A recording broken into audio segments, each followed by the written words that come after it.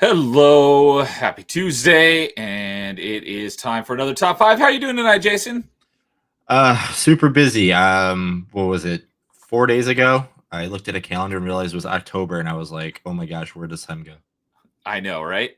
Dude and I just had our anniversary achievement chases. We've been doing it for a year already. It seems like we just started.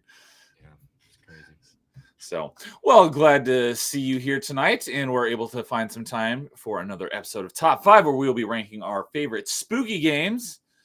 And we got our awesome panelists tonight joining us. We got Fractured Filter. Good evening, good sir. Are you I hope. there? Hey, Sorry, I was making sure like I had the different chats up and everything. Sorry, I just want to make sure I had had everything for myself. Hello, hello, hello. How's it going, everybody? Hey, glad you could join us for another top five. Always love having you Oh on. yeah, thanks for having me. It's always a blast. We get into it. We go into the deep dives. It's fun. And we also have my good buddy Carl of RNG as Sarah Michelle Gellar tonight. How are you? Hello. I'm doing good. Apparently, we're also playing Samus right now on Twitch for our top spooky games over here, according to Neo's thing. Yeah, I always have to wait till it goes live and then I can fix it. So That's bizarre. yeah, How bizarre. it's weird. It's I don't for anyone watching. The countdown started probably at like 5 seconds left because when I hit go live, it asked me to put in the name of the stream, and then I had to wait like 20 seconds for it to actually go live. It's never done that before. So Well, and it was really weird because I saw Jason's channel go up first, and yours was still like 13 minutes counting down, which was really bizarre, even though I'd like refreshed it like 5 or 6 times, and I'm like, what the hell's going on here? And I was about to say, Theo, you're not live. Yep. And then it finally kicked over. I'm like, oh, thank God. Yeah, that sounds about right. Modern technology, it always works, right? Oh yeah. Yep. Oh yeah. The best. yeah, and those other platforms always take the information from the last stream, which would have been my Metrovania Monday last night, and then I have to go wait till we're live, and then I can update it. So, but hello, Carl. Thank you for joining us for another top five. Glad you could join us. No problem at all. So, all right, and we got Daxnar in the chat saying hello, Neo and Jason. It's good to see you, Hello. Daxnar. Hope you are having a good night. And Brian is here as well. Sup, everybody? Good evening, Nerdporial. And by the way, Adam is gay. I'm always happy. So good to see you, Nerdporial. Before we get started, I thought we'd go around and give a little background for each of us on where you are on the spooky, scary, Halloween themed stuff. Is it your favorite time of year? What was your introduction to this genre of not specifically games, but just the whole spooky aura? So for me, like I'm not into spooky, scary stuff, so my list is going to be very, very tame because I don't do scary typically for movies or games, especially not like the demonic stuff. But I'm more so like the sci-fi horror. I'm more okay with. But yeah, it's I got one just on genre like that I'm not really into. But I think I've got a decent list. So just curious from you guys, kind of what your background is on the whole spooky thing. Fractured, you can start. Oh, okay. I'll just say, I mean, I enjoy this time of year just for even the kind of aesthetics to everything, the spookiness to it. I want the one thing I've been definitely wanting to do is like try and do up my yard to look like and have like cutouts from Zombies Ate My Neighbors. If you ever played that game on the Super Nintendo, one of my favorite little games from that era. And it's just very all themed with different movie monsters and stuff like that. But when it comes to the games and stuff like that, like I mean, I guess probably like an introduction would have been like even early, like Doom was probably the first game that I played where it did have some of the horror elements, considering it was also meant to be originally an Aliens game until they had to repurpose it. But that was probably like a start. I'm not always too big on it. Like I find like jump scares and stuff like that really obnoxious, but I do enjoy good atmosphere, heavy setting, music that plays well to the whole thing. So there are some things like that, and then like the suspense and tension of whether or not you're gonna get messed up by whatever ghoul monster, whatever the heck it is. And I definitely have one game on particular where things were clenched and I didn't want to move. Actually, there's two games like that where I was hiding in a corner and I don't want to go anywhere. But it was still fun games regardless. So still things that I've enjoyed. But like it is not my main thing, but definitely like there are some that I've gravitated to and enjoyed the hell out of. All right. And what about you, Carl? Is this your favorite time of year? Because I know, like, after September 30th, people are like, "Yes, it's my favorite time of year." Is that you? Yeah, I'm one of those people. You love your pumpkin spice? No, I'm not that type of white woman, but I would say that my sister, I think I've said before, is 10 years older than me. So she used to always watch all the horror movies. So when she was like 15, I was 5, and she was just traumatizing me with all the horror ones. I grew up watching like American Werewolf in London, Creep Show. Oh, jeez. She took me to see the Resident Evil movie when it was in theaters, when it came out. Just stuff like that. I've just kind of grown used to just like liking this time of season. I always been a fan of mythology and ghost tales and stuff like that. Growing up around this time of year, Halloween Town when you were a kid was on Disney Channel, so I'd always watch Halloween Town. Or they had the Ichabod Crane story, the Tale of Sleepy Hollow, which was really fun, animated one that I always loved watching. Or even, I believe it's Fantasia, when the demon comes out of the mountain and summoning all the spirits and stuff like that. I always loved the aesthetic. I always loved the weirdness of like a Tim Burton, I guess you could say. I always joke about it. It's like, if I had a chance, I'd live in a Tim Burton world. Nightmare Before Christmas. Nightmare Before Christmas, my wife and I had a Nightmare Before Christmas themed wedding and everything too. So okay. So like, yeah, I love the oddities and I love the weirdness of everything that comes around this time of year. Obviously, being a history major, folklore and fairy tales and everything like that come around this time because the solstice. Obviously, Day de los Muertos is also coming up too after Halloween. Day of the Dead, and basically just like everything else. From the super ultra bloody violent to just like the weird bizarre thrillers to just even the lighthearted Monster Squad kind of feels. I was gonna say, when it comes to like the horror movies, it's generally like the horror comedies that I will generally gravitate to, just because like I like that mixture of those two sort of elements. So yeah, me too. I haven't started my list for spooky movies, which will be in 2 weeks from today. So yeah. So yeah, that basically it's just I love this time of year. All right, Jason, what about you? Are you a big fan? So I'm not the biggest fan of fall, just because it's just depression before winter is what I like to call it. Damn. I mean, true. I mean, Christmas is the nice, pretty much the best thing about winter, but getting cold and the sun being now gone. It's 8:00 and the sun's now gone. It's kind of always, that sucks. But other than that, I hate when it's dark by like 5:00. It's the worst. It is absolutely the worst. You're like, oh, cool, I got out of. Okay, I have no sun anymore. Awesome. But other than that, horror movies and everything like that, I pretty much was trained to watch them as a kid.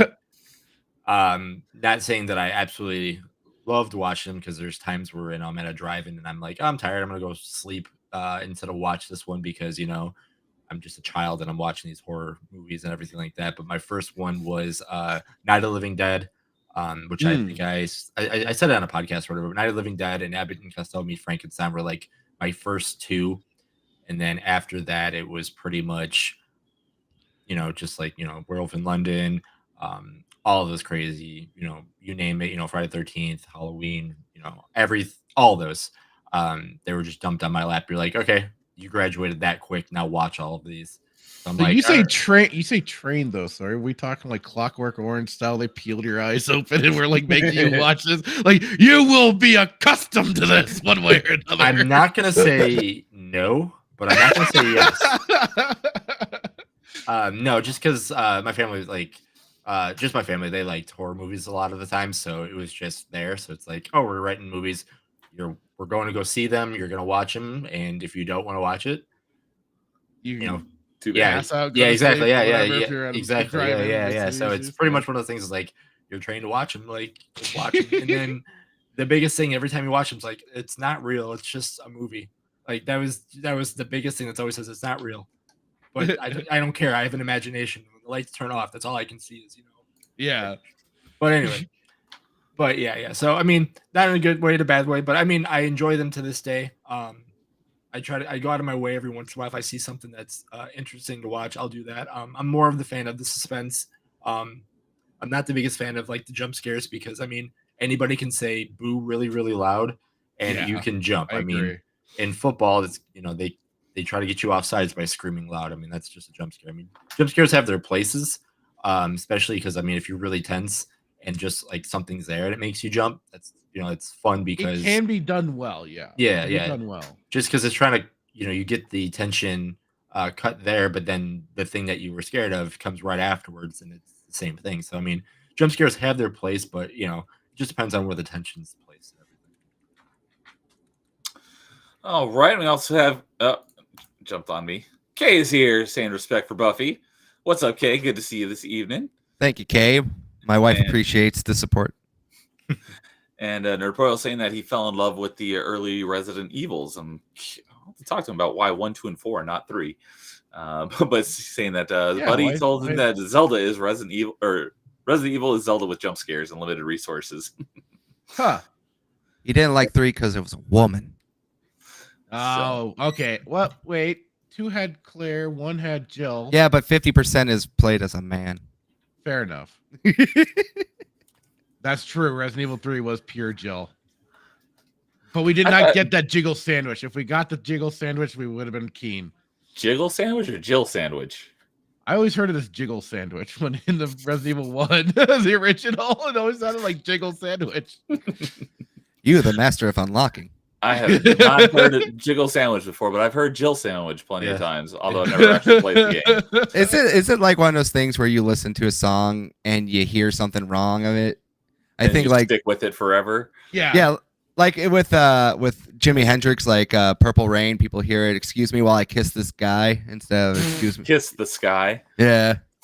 Yeah. Oh, great. Now I won't be able to unhear that. Oh, I got a better one for Christmas time for you. I'll tell you off air. All right. Well, I think we will go ahead and get on into our ranking for tonight. So let's see here.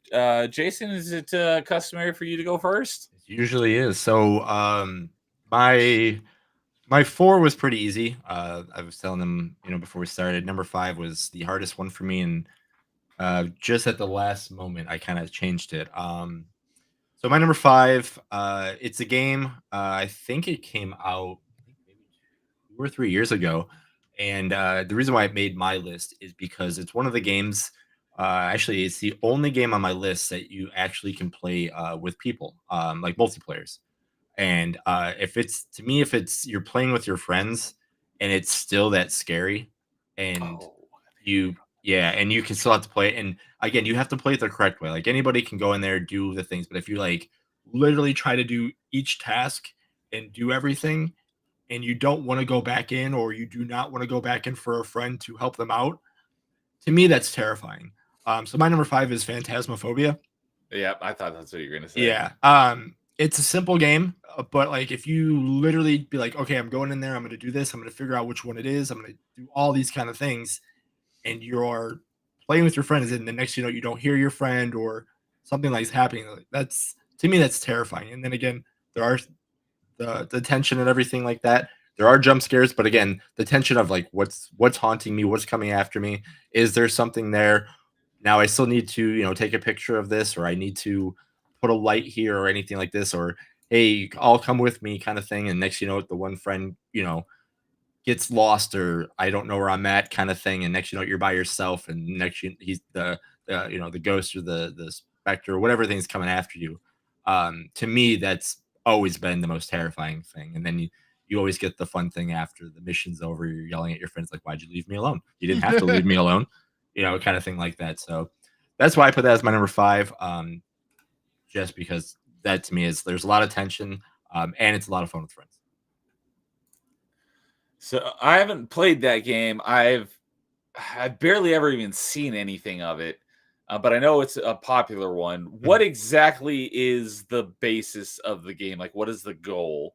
So yeah, Is you it play with 3 other friends, and you're just ghost hunters, ghost chasers, and they give you like a school, they give you a prison, they just give you different maps, and your goal is to buy certain equipment, go into the haunted area, and your goal is to pretty much mess with the ghost or whatever it is, because it could be one of I think 8 different types of ghosts, kind of thing, and yeah, your goal is to figure out what it is, try to take pictures of it, just pretty much mess with it. And then if you do everything that you're supposed to, you get extra funds to get more expensive equipment so you can do your job quicker, faster, and stuff like that without your character dying from being okay? hunted by a ghost.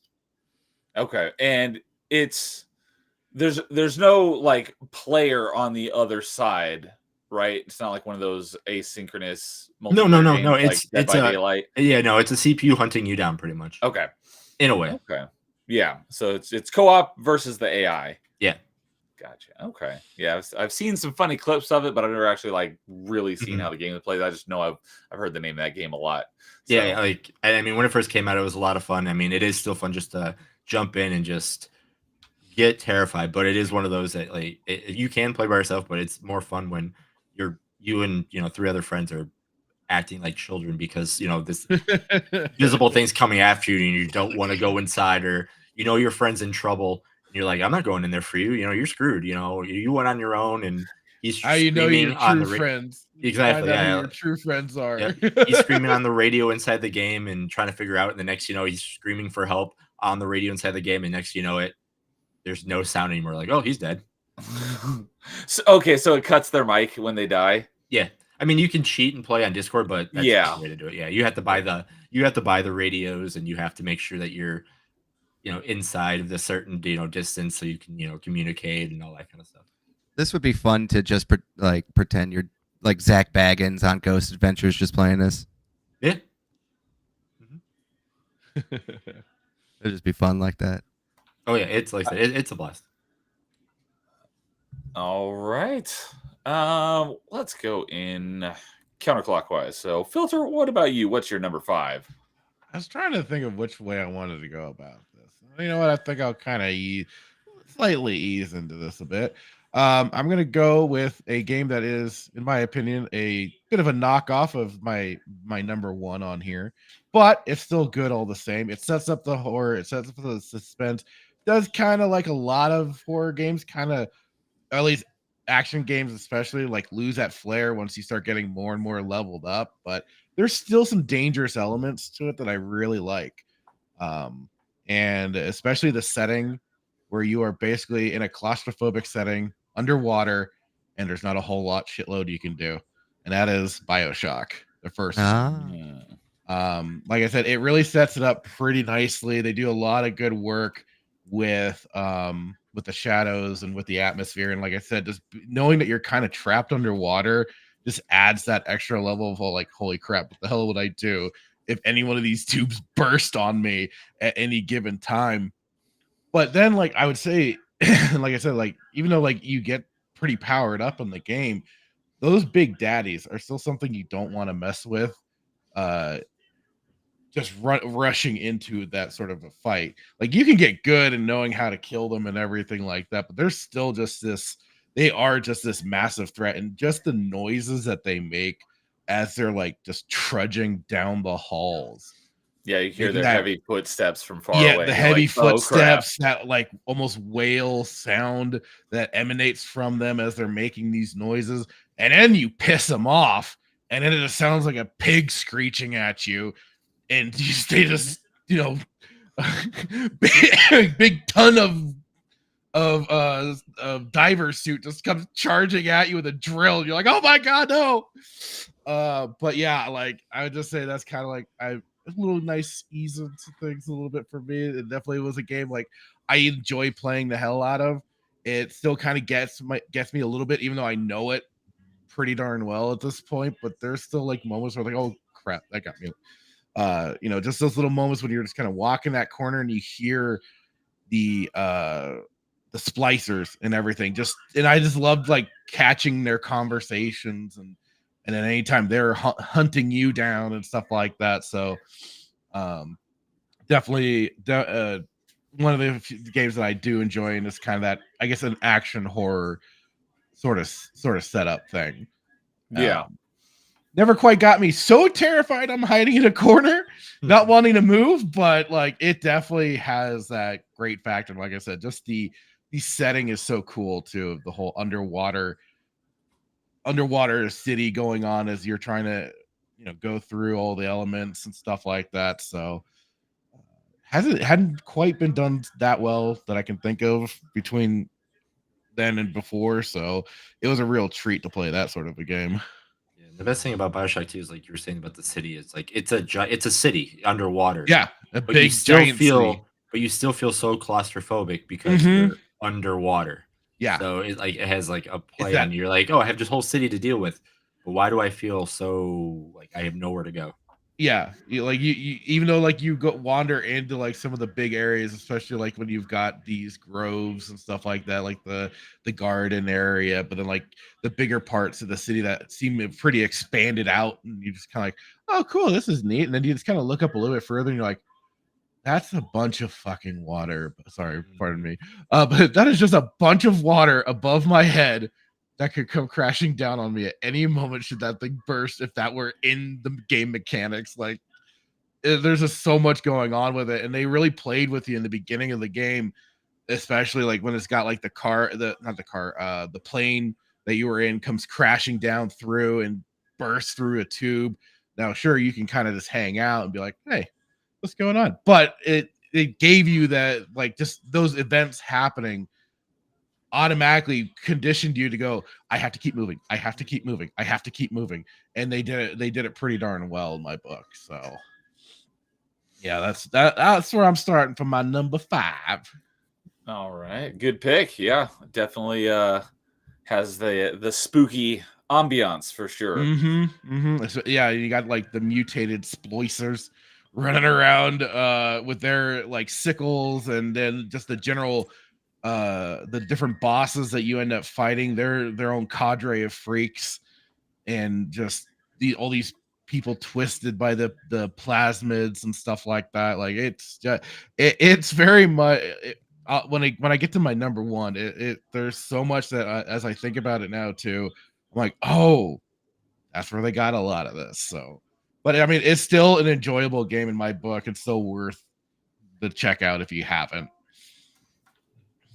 Yeah, I just played through it again not that long ago, probably about 2 years ago, because that's actually I think my longest completion on Xbox, because I gameflied it like a couple months after it came out, and then after I sent it back, they added one more achievement for beating it on the higher difficulty. Of course without they did. dying, and so it sat on my gamer card for like 13 or 14, 15 years, and then so I finally got a copy of it and finished it off and got that last achievement.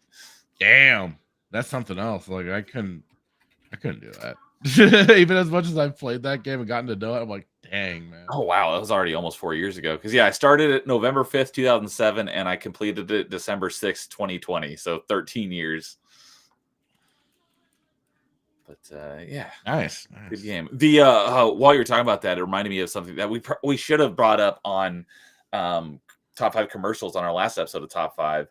I don't remember if it was a commercial or a tech demo or something, but I remember it was a pre-rendered thing from BioShock, and it was maybe it was like the E3 announcement, but he was like fighting the Big Daddy. I remember the Big Daddy came at him with his drill, and he blocked it with his hand. And you could see it drilling through the hand, and then he like pumped himself with like a plasmid. I think I remember. I think I remember the plasmid on the Big Daddy. It's like that was a pretty great. That was an E3. I was gonna say, my guess would be it was an E3 announcement. Well, and another funny little tidbit too.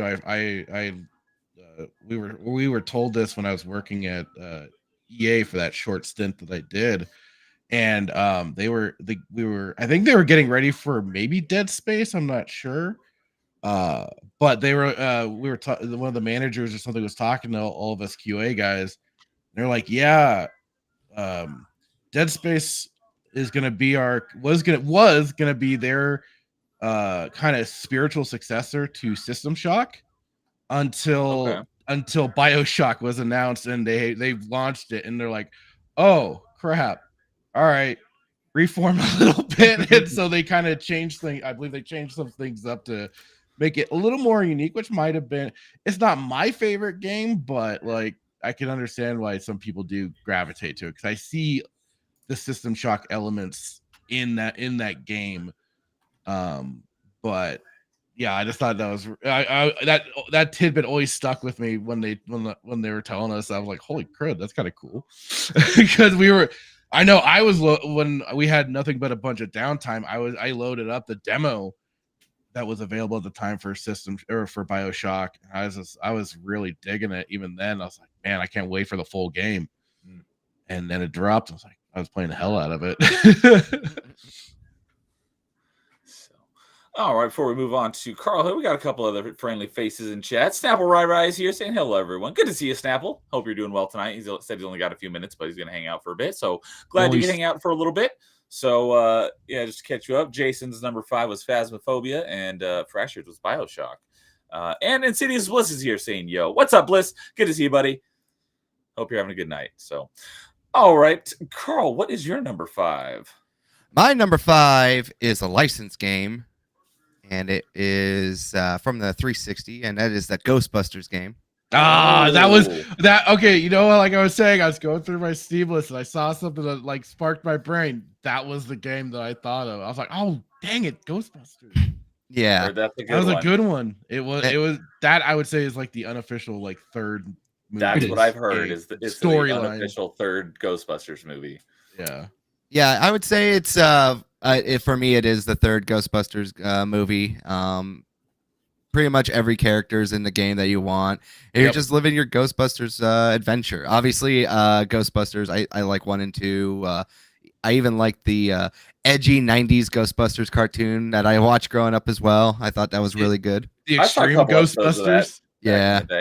I never watched the Extreme Ghostbusters because the art style kind of turned me off from it. I thought it looked a little too odd in comparison to like the original, the what they called it, the real Ghostbusters cartoon that I had watched the ever-loving piss out of. So, but the Extreme Ghostbusters, 2 Ghostbuster cartoons? Yes, there's 2. I did not know that. Yeah, and even the real Ghostbusters eventually became the real Ghostbusters with Slimer, because they started to gimmick him out a little bit more. And then yeah, like after that series ran, then they brought out the Extreme Ghostbusters, which was a kind of like that was like a passing of the torch sort of thing where they brought in a new group of Ghostbusters to take over. Yeah, it was like a very 90s cartoon, a lot of very edge. 90s, yes. Yeah, they had the goth girl, the wheelchair guy, like a Shaggy ripoff, and they had Egon though. They kept Egon around. Yeah, Egon was kind of like that legacy character that was helping, I think, trying to transition them to being Ghostbusters and everything. I think. I hadn't watched it. I can only guess what was going on. Wasn't Janine in it still? Yes. Yeah, she was. There's like a weird storyline too with Janine and Egon for one episode I can remember with like a moth demon and stuff. It's fucking pretty weird. Oh, sorry.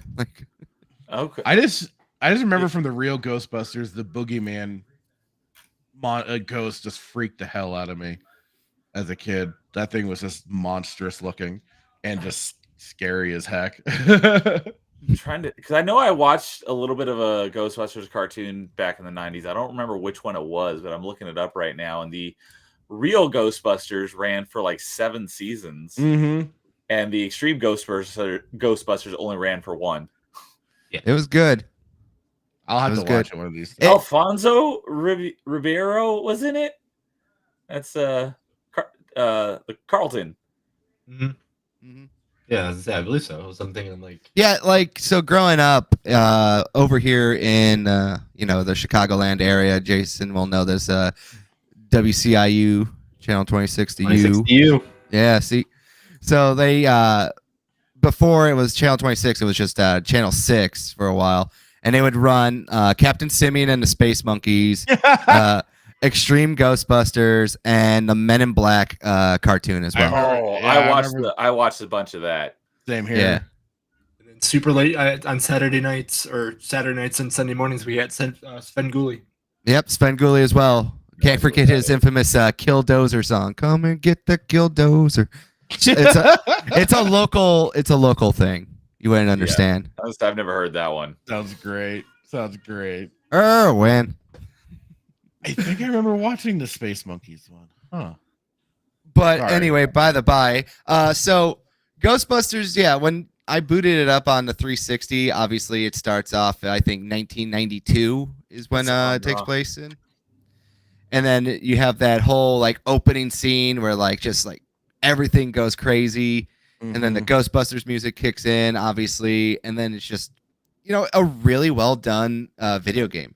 The proton pack, the wrangling of the ghosts, like it starts off like a Ghostbusters thing. It's you get like a little bit into it because you're tracing down Slimer, you're running into all these weird ghosts that they captured before. You go to the infamous hotel, the first Ghostbusters, and then it just quickly transforms into like this over the top crazy like adventure that's just out of nowhere where you're fighting off like Igor Shander and his like whole like crazy army of ghosts and stuff like that. Honestly, if you haven't played this game yet, it's usually on sale a lot, and I would say that you have to just pick it up and play it. If you are a Ghostbusters fan and you haven't played this one, you're doing yourself a disservice. Worth the playthrough for sure. Yeah.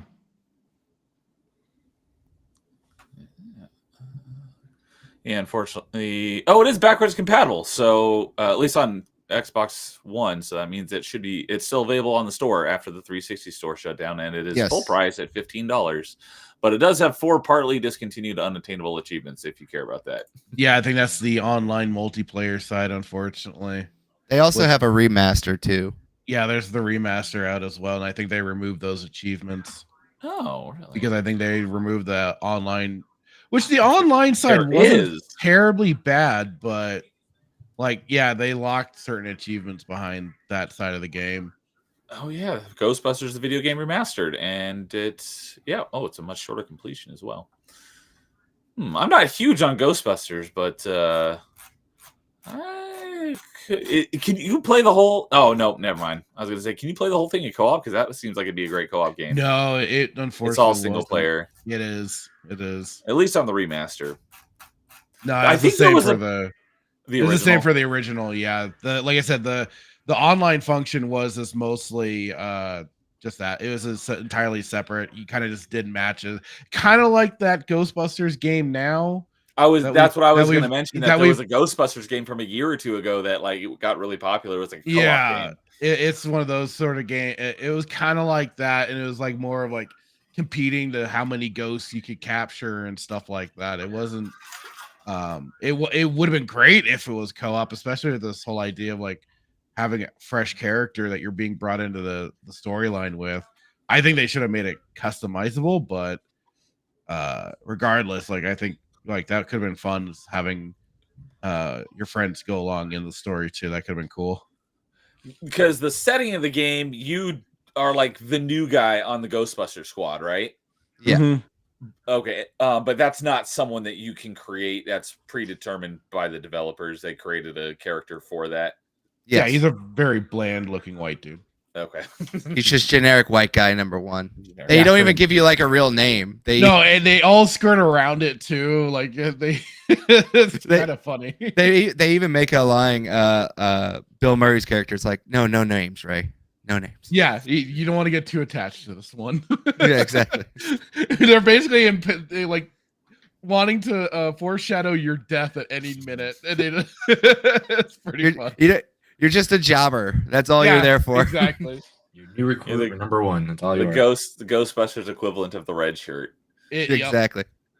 So did this game get all or most of the original voice cast? I believe they're all in there. Yeah. Nice. Dan Aykroyd, I know, is there. Bill Murray's in there, and late great Egon's character's name. Harold Ramis. Harold Ramis. Yeah, I couldn't remember off the top of my head. Is Ernie Hudson in it? He's in it. Sweet. Cool. They got the actor Amy Potts, I believe, for Janine. And of course they have Bill Murray's brothers in there around too doing voices. I think his older brother does the voice of the mayor, Yes. stuff like that. So, they Nice. got the cadre going, the usual faces in a sense.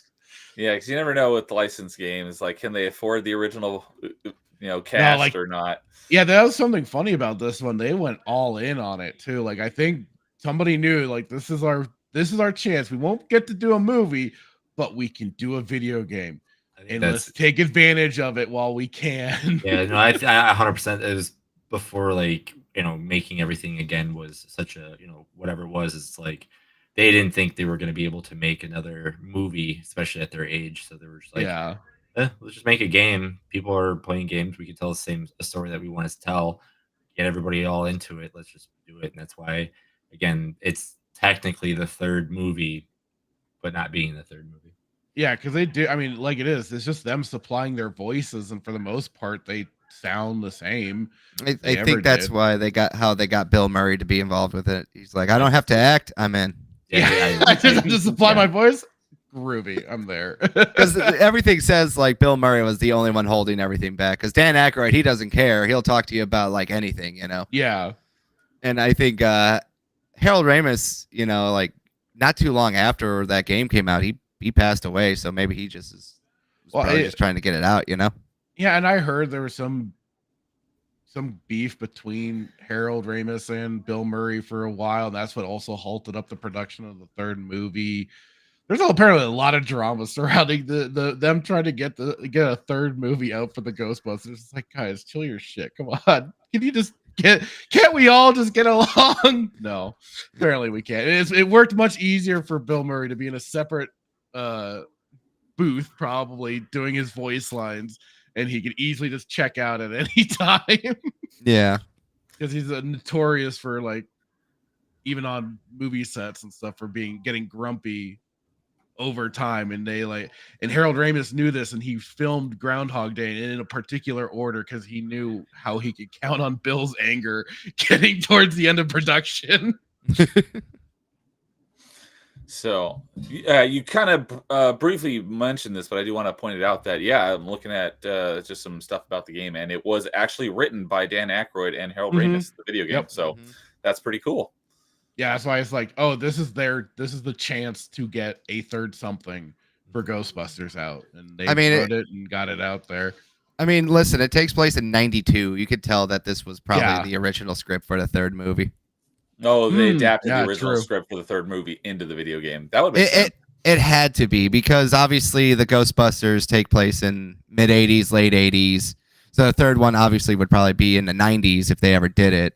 And, like I said, the setting for it and everything else just makes perfect sense. It wasn't like they made it during like the early mid 2000s. They made it specifically in 92.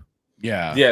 And Ghostbusters 2 was 1989, so you're getting to the 90s era anyway. So that just a couple of years later or whatever, and then boom, you got your new movie. So they probably wrote it back then and just sat on the shelf until it finally came out as the video game in 2009. Is that what you're saying? That's basically been the word. Yes. Yeah. Okay. It feels like it. Like I said, it just adds up too much, Yeah. And I liked how they did for the proton pack. I did like how they kind of brought in like even the slime goo and stuff like that for helping capture certain ghosts. Like they made the upgrades for the proton pack pretty interesting, pretty neat for some of it. Well, they even brought back the EPA agent too. He actually is in the game as well. Yes. This man has no dick. Well, that's what I heard. Was that from Ghostbusters? Yeah. I've seen that clip so many times I didn't realize from Ghostbusters, because I haven't seen Ghostbusters in like goodness. It's from the first movie, yeah. I haven't seen either of the Ghostbusters in like 20 years. It's been a really long time. You're hurting me, Neo. You're hurting me. Maybe I'll make that a thing. I'll watch both Ghostbusters before the end of the month. But that means I'll have to put Stargate on hold for a little bit. The only man It's missing tough. though, yeah, it is. The only man missing though is Rick Moranis. Like they didn't he still is just out of the business entirely. Yeah, Which is kind of a bummer because like it would have been great to have everyone him wants as a to see him character. back, But Yeah. he's being a great dad after his wife Yeah. passed away, and he just retired to Can't- be a dad. It's like good for him. Can't argue with that. Can't argue with that.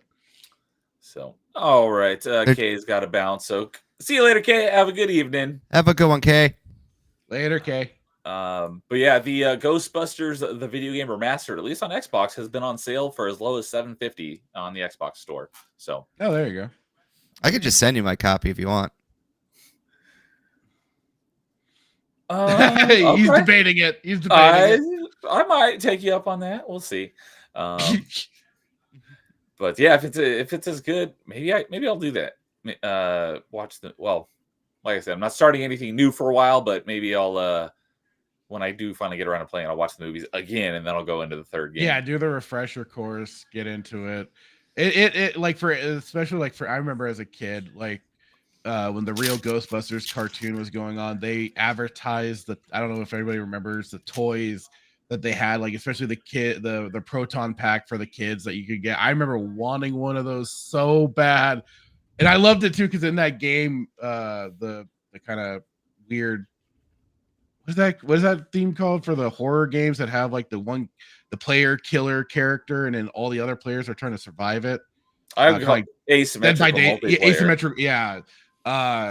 They give you the ability to customize your proton pack to look like the one from the cartoons. Both Extreme Ghostbusters and the real Ghostbusters, so you could use either version. Nice. just for skins. But I thought that was really cool. See you later, Samurai. Thanks for hanging out for a little bit. You have a good night. Bye. So, all right. Cool. Well, yeah, I know that I've heard nothing but good things about that game. Of just Ghostbusters. Not that I have anything against Ghostbusters, just like I've never really been into Ghostbusters that much. But Yeah. maybe I'll give it a shot at some point. Ghostbusters is one of the best horror comedies out there. Agree. Definitely a classic, that's for sure. So, and Vanquish is here. Hopefully, he's not spoiling anybody's list, but he's saying best horror game I never played. Soma. I have it. I've not played it yet, but I've heard it's great. No, I've not played it. Yeah, I haven't either. All right. Well, I guess Jason, don't answer so we can be in suspense if it's going to be on your list or not. My next four are pretty easy. Or like, if somebody were to like type in 4 games in chat, they might get my list. Well, before we move on to number 4s, I'll wrap up our number 5s. And for me, my number 5 is this one is my number 5 because it is the one that I've played the least, and it's been the longest since I played it, but I did really like this game. And this was the one that I referenced before we went live. This was also my answer to one of our questions on last week's episode of Party Chat. And for me, my number 5 is Alien versus Predator 2 from 1996, I think it was. It was around that time. It was a PC game. It might have been on PlayStation as well. But I don't even remember how I ended up with this game. I never bought it. I don't think I knew anybody with it. Maybe someone had it and they left it. They forgot it or something. I have no idea how I ended up playing this game. But because I don't even think I'd ever even, let's see here. Yeah, I wouldn't have seen the Alien movie yet because I didn't see the Alien movie until I was in high school. And I'm pretty sure I played this in the 90s. I was in high school until the 2000s. So, but I probably had seen Predator, and I thought Predators were cool. And so I like I said, I have no idea how I ended up with this game, but I ended up playing it, and the Predator campaign on that game is freaking awesome. It is. He's so cool. He's all these sorts of cool gadgets. That was my favorite campaign of the 3. Then the Xenomorph campaign was really cool because you climb around on walls and you can. Well, the Predator has different vision modes. That's one of the things that Filter talked about on Party Chat was different vision modes. Before I even got to talking about it for it being the answer to one of my questions, but Predator has like 3 different vision modes. The Xenomorphs have 2 because they have like regular vision, and then they have technically it's not seeing, but in order to incorporate it into the video kind game, of a wall hack. they can see, but it's actually through their smell, and that's pheromones. So there's like their vision mode of pheromones. and you can, like I said, you can climb on walls and stuff. You can pounce and stuff, and that was fun. But man, playing that campaign as the Marine was Oh freaking my god. terrifying. Well, it's especially so because you're up against not only Xenomorphs, but the Predator could be lurking around any goddamn corner, and the And aliens already invisible. do that too. Yeah, but they like the Predator can just be like chilling, just hanging out, invisible, waiting for you to just come along, and just boink, your head goes tumbling down. I just still love part of the intro of this. The guy you hear one of your partners on the radio, and there's like he's just kind of griping, but then it's like, oh god, I see something at the end of the hall. Oh god, please let that be a boot. Is it gonna be a boot? Hey, it's a boot. It just kind of breaks the tension for a moment as he just discovers, oh hey, he got creeped out by a random boot on the floor. The moment I always love that one. That was this cracks me up. And then the aliens start killing everybody. Yeah, so this is really the like I said, the Predator and Alien campaigns or the Xenomorph campaigns aren't really scary, but the Marine campaign is scary, and this is really the only one that's like actually scary on my list because, like I said, scary isn't really my thing. But this game was the thing that was so scary for me is because all you have is this dinky little flashlight. You do eventually get night vision goggles, but they're basically useless because anytime you fire your gun, your muzzle flash will blind you. So there's almost no reason to use your night vision. It's better to stick with the flashlight. Pretty much. So the entire game is almost pitch black, and Xenomorphs are black, so you can't really see them anywhere. So you're basically walking down any corridor the entire game, doing 360s the entire time, and you'll still get attacked in the back, and it scares the crap out of you like every time. So I played through the Marine campaign and I beat all 3 campaigns, but I was not a fan of the Marine campaign just because it was freaking scary. But I did love playing the Xenomorph and the Predator campaigns. But yeah, that's probably my number one of like actually scary games. I did play the Alien versus Predator game on 360 as well, and it had a very similar that one wasn't bad. Yeah. Where it had 3 campaigns, one for the Predator, one for the Xenomorph, one for the Marines. The Marine one was similarly, it was the scariest one. It's always the scariest one. But it wasn't as scary as this one. And I don't think the Predator or Xenomorphs in the 360 game were as good as they were in the PC game. I'd agree. It was still a good game, but not as good. So that's why AVP 2. I never played the original AVP from the 90s. I only played the second one, but I think love that game. Think of it kind of similar to the reboot a little bit, just kind of toned down. And then like 2, like they just ramped everything up. They gave the Predator a whole lot more of the gadgets and stuff like that to use. A little more abilities, especially for the leaping around and everything. You jump super far. You got blade. You got a spear. You got your shoulder cannon. They definitely amp things up and in a good way. Like it wasn't wasted or and your giant blades that stick out of your forearm gauntlet. Yep. You saw those and everything, but like they definitely just kind of like took it up an extra notch, and it was a lot of fun. I'll just say like the advantage the reboot had was kind of like the stealth kills that it had in it. Those were fun to do, but otherwise, like, yeah, it just didn't live up to the same as the originals. Yeah. And say what you will, I love the Alien versus Predator movie. I don't know why it gets so much. It's been a long time since I've watched. I'm not going to say it's good, but I do like that movie. The reason why it gets so much hate is because people love the video games and the comic books so much, and everybody felt like the movies were such a letdown. Were just so opposite of what they were hoping for out of it. So like some built up expectations were there for the movie that they were hoping for. But what I'll say too, like what I loved about the second game is when you're as the Xenomorph and you're the little hatch or you just done the face hugging, and you can, if you want to, slowly but surely chew your way out of the guy's chest. I forgot about that. Do the chest burst, Uh-huh. you become a You're face running around hugger, as a face hugger, and then and you've got to then find your victim, and then Yep. then you implant them, and then you switch to being And the then chest you're burster Yep. inside the And person. then you had to find and then yeah, you do it right from you're starting from the inside, and you get to do the chest bursting, which was, I mean, everybody that was something everybody wanted to do that was a fan of the movies and stuff like that. You wanted to be able to get that one moment to do the chest bursting, and then yeah, you had to.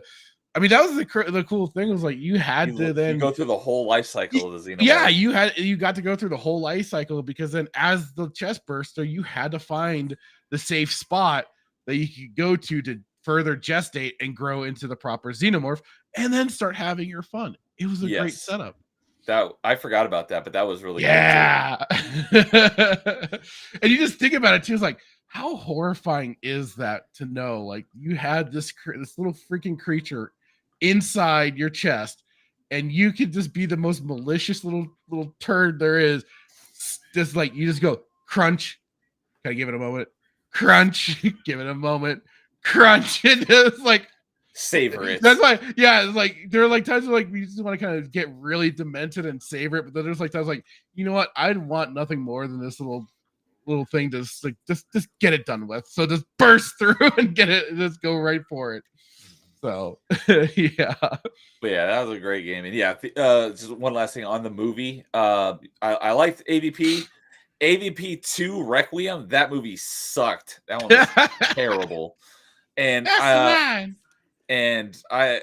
doubt he'll ever see this, but Yellow Flash thinks that was a good movie and the first one was terrible. And I don't know how he could possibly think that because the second one was utter garbage. The first one was at least okay. So it's like, and I argued with him on chat when I heard him say that on the stream. I'm like, you're an idiot if you think the second one is better than the first one. So I'm calling you out, Yellow Flash. I don't on your terrible AVP take. I'm not gonna doubt that. Like I don't remember exactly hating it. Like the first movie, I don't remember hating it. I just remember being like disappointed by it. Like I said, I had a built up expectation thanks to the games. I'm like, I had no expectation because I don't know anything about the franchise. I was walking into a certain expectation, so that was kind of that's probably a self own on me. Like that was my mistake. But yeah, that's where I think some of that comes from, some of the hatred for it, because like everybody's like, man, can't wait. Let's see this. We get to see it live on screen and not just a video game or a comic book. But you know, it is what it is. I'll have to give that movie a watch again because it's been a really long time. Maybe I'll watch that for October as well. There you go. But man, it's so hard to put SG1 on hold. It's still better than Prometheus. That's all I have to say. I would agree with that. I've heard so many mixed things about Prometheus. It's kind of I haven't watched it yet. That was the last Alien movie I saw was Prometheus. I saw, what was the other one after that? Covenant? Covenant was the next one. I heard that one was even worse. I remember watching that in theaters with one of my buddies, and I'm like, what is this garbage that I'm watching? That flute scene? We have memed on that flute scene for like years now. I haven't seen it, but then the one that came out just like a couple months ago, that one seemed pretty mixed, but I don't know. Yeah, the only reason I heard it was mixed is because they were trying to do more of what they were trying to remake the first one, and they didn't do it wasn't the first one in a way, but they were just kind of copy pasting and everything like that. And yeah, that's what I heard too. I don't remember what it was called. I don't either. But it skipped me. But I mean, like I said, if you watch it and you're like, okay, it's just a worse Romulus. Version. Yeah, it's just a worse version of the first one. That's pretty much what I've heard. Ouch. I've heard like the director's cut of Prometheus is supposed to be better, but I doubt it. I don't know. Like I said, I haven't watched it myself. I've certainly seen enough. I sometimes find like the deep dive videos online of people like basically just trying to add anything and everything of headcanon and lore to make it sound better than it allegedly is. So those have been very creative. But yeah, I heard nothing but negativity surrounding Prometheus. I was like, well, that's a shame. I still have the first movie at least. Yeah, it's not good at all. I saw that and Abe Lincoln Vampire Hunter on the same day. Abe Lincoln Vampire Hunter was a massively better movie. Oh yeah, I saw that movie once and I found that movie entertaining. So, all right. Well, I think we will move on to our number 4s. Carl, you want to start us off with your number 4? My number 4 is Left 4 Dead 2. Oh, there we go. Yes, I figured just love the first Left 4 Dead. Left 4 Dead 2 kind of took over. There a lot of people were kind of like a little mixed on it, but I thought Left 4 Dead obviously 2 was my favorite one. And now they put all the Left 4 Dead 1 content into, so it basically is the definitive edition of it anyway now. I didn't know that. Huh. I might have to fire that up again sometime. Yeah. So I don't know. If you ever want to play it sometime this week, we could do that. Sweet. What I just remember it felt like it came out too quickly. Like it felt like we had the first game, and then the second one was just like right on its heels. It was, if I recall correctly. Like even Valve made a joke of it. Let's see here. Left 4 Dead 1 was November 2008, and Left 4 Dead 2 was November 2009. So yeah, basically a year apart. Yeah. Yeah. They like Valve absolutely made a joke of it because they're like who said we take too long to make games or something? I think that was. Own on you, gamer nerds. Take that. Gabe was like, I'll show you. No, I didn't play Left 4 Dead 2. I played Left 4 Dead 1, and I thought it was okay, but I played it all solo. I probably would have had no friends. That's what he's saying right now. Left 4 Dead 1 and 2 are definitely those games where it's like they're fun, but they require more fun from having a party of friends to play it along with. Yeah, same with Borderlands. It's a bit of a Borderlands syndrome there, but it's definitely kind of like a bit of a detriment to it because like I am kind of the rules like I should not have to rely on other people to have fun in a game. And Left 4 Dead kind of has those hallmarks a bit. You can make your fun too if you're just playing it solo, but it's just there is so much more, or whatever that you can get up to with hijinks and stuff and just the idea of like further camaraderie of helping your friends if they're downed and stuff like that, and instead of just dealing with NPCs shouting lines over and over again. Instead, you got your friend yelling at you, "Get over here and help me! Get in the safe house. What are you doing? Don't bother the witch." Yeah, exactly. You tell your friends to just be quiet. Oh, got the witch. Go around. Oh, yep. I just bugged that. Bugged the witch. She's coming after you now. Oh, cool. Got the ominous music of the tank just starts playing, and you're like, damn it. We were at the end.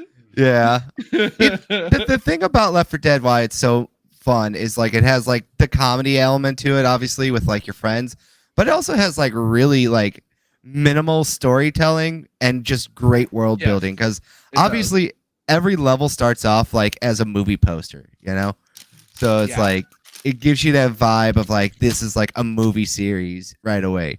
And then obviously in the first one and even the second one, you have like this very interesting cast of characters, like Francis, Bill, Lewis. Lewis is like the big meme, obviously, because he's like, always going like pills here, grabbing pills. I forget. I think Chloe is the girl, and then I forget the two cast. It's Coach, and I forget the other three off the top of my head because I like the cast of one more, but I like the mechanics of two better. Yeah. Especially because 2 adds melee combat, which really helps a lot in a pinch. And they also add like more special infected, because they're really cool. So like there's the boomer, which like if you're playing also as the like monsters, you could just vomit on people and then they just blow up and then attract giant hordes. Obviously the tank is just a crazy mutated muscle man that just like throws rocks and tosses you off buildings and stuff. There's the chargers, which is like if you're playing multiplayer, it's like just pure hilarity. Where you just suicide charge someone off a cliff and just take each other out and they can't respond. It like the jockey, the spitter, the smoker. Obviously, the smoker is like a very cool design monster because his whole thing is to grab you with a tongue, but he also is a smoker, so he has like that horrible smoker's cough that gives him away when he's nearby, and when he dies, he becomes a giant puff of smoke. And then obviously there's the hunter, which is just like, as I like to say it, like just, a bad guy in a hoodie just tackling you and ripping your guts out.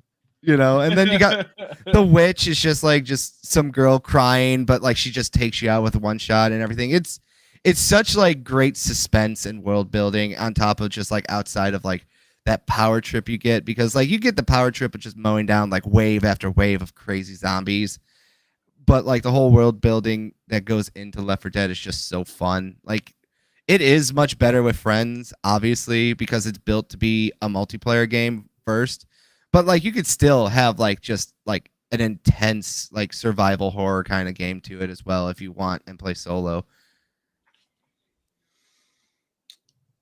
Yeah, like I said, I wasn't a huge fan of it, but I told James that because that's one of his favorites, and he's like, "Oh, well, you played the Xbox version, you got to play the PC version." So um, I did pick up. I have Left 4 Dead 1 and 2 on Steam because they go on sale for like $1. I just haven't played them on Steam. So, but if we wanted to do that as like a group thing sometime, I'd definitely be open to that. One of the cool things I do know about the like mechanics of the game, or I don't know if you want to call it a mechanic, but is just the director AI that runs in the background. Yes. So that every run is different. You're not doing the same thing every time. It picks and chooses like when to send zombies after you and like how many and stuff. Is like the it's very clever the way that they came up with that to keep the game, interesting every time. Yeah, it picks and chooses how hard it wants to screw you over. I can appreciate that. Yeah, exactly. And like I said, Turtle Rock also was assistant dev with it as well with that game too. And you could tell that Back 4 Blood, right? They did Back 4 Blood and Evolved. Oh, Evolve, that's right. Yeah, so you could tell that they've just been trying to chase that same high for from Left 4 Dead 1 and 2, and they've never been able to repeat it. That's all they've done is Back 4 Blood and Evolve, at least on Xbox. Yeah, and Evolved also was a game that I'm like, if you look into the history of Evolved, it's a miracle that game even came out. Wasn't Evolved kind of one of those first asymmetrical horror games, or like kind of monster? It was games one of the too? early Yes. asymmetrical horror. Or Because I remember that asymmetrical I was like, movies, "Oh, that's a really cool idea," but I was like, "It's kind of obnoxious though." Some of the kids, some of the ideas behind it, like having to like level up the creature and stuff like that, and that's like a if you can sort of thing. I'm like, I mean, I get it, but it just was. It wasn't for me. It wasn't for anyone. That's why it died. Aw. Still lasted longer than Concord. You can give it that. Damn. Yep. Almost any game that fails still lasts longer than Concord. At this point, yeah. So, all right. Jason, what about your number 4? So my number 4 is getting a lot of light now because a remake of it just came out. But my number 4 is going to be Silent Hill 2. Okay. Yeah, I mean this game, it's not. And we're talking about the original, right? So I'm putting the original for right now. I've been watching a lot of As stuff you should. for the remake. The remake Filters looks like yeah, the remake's bad. The remake Not looks a- I mean, actually not always. really, really good right now. The remake looks really, really good.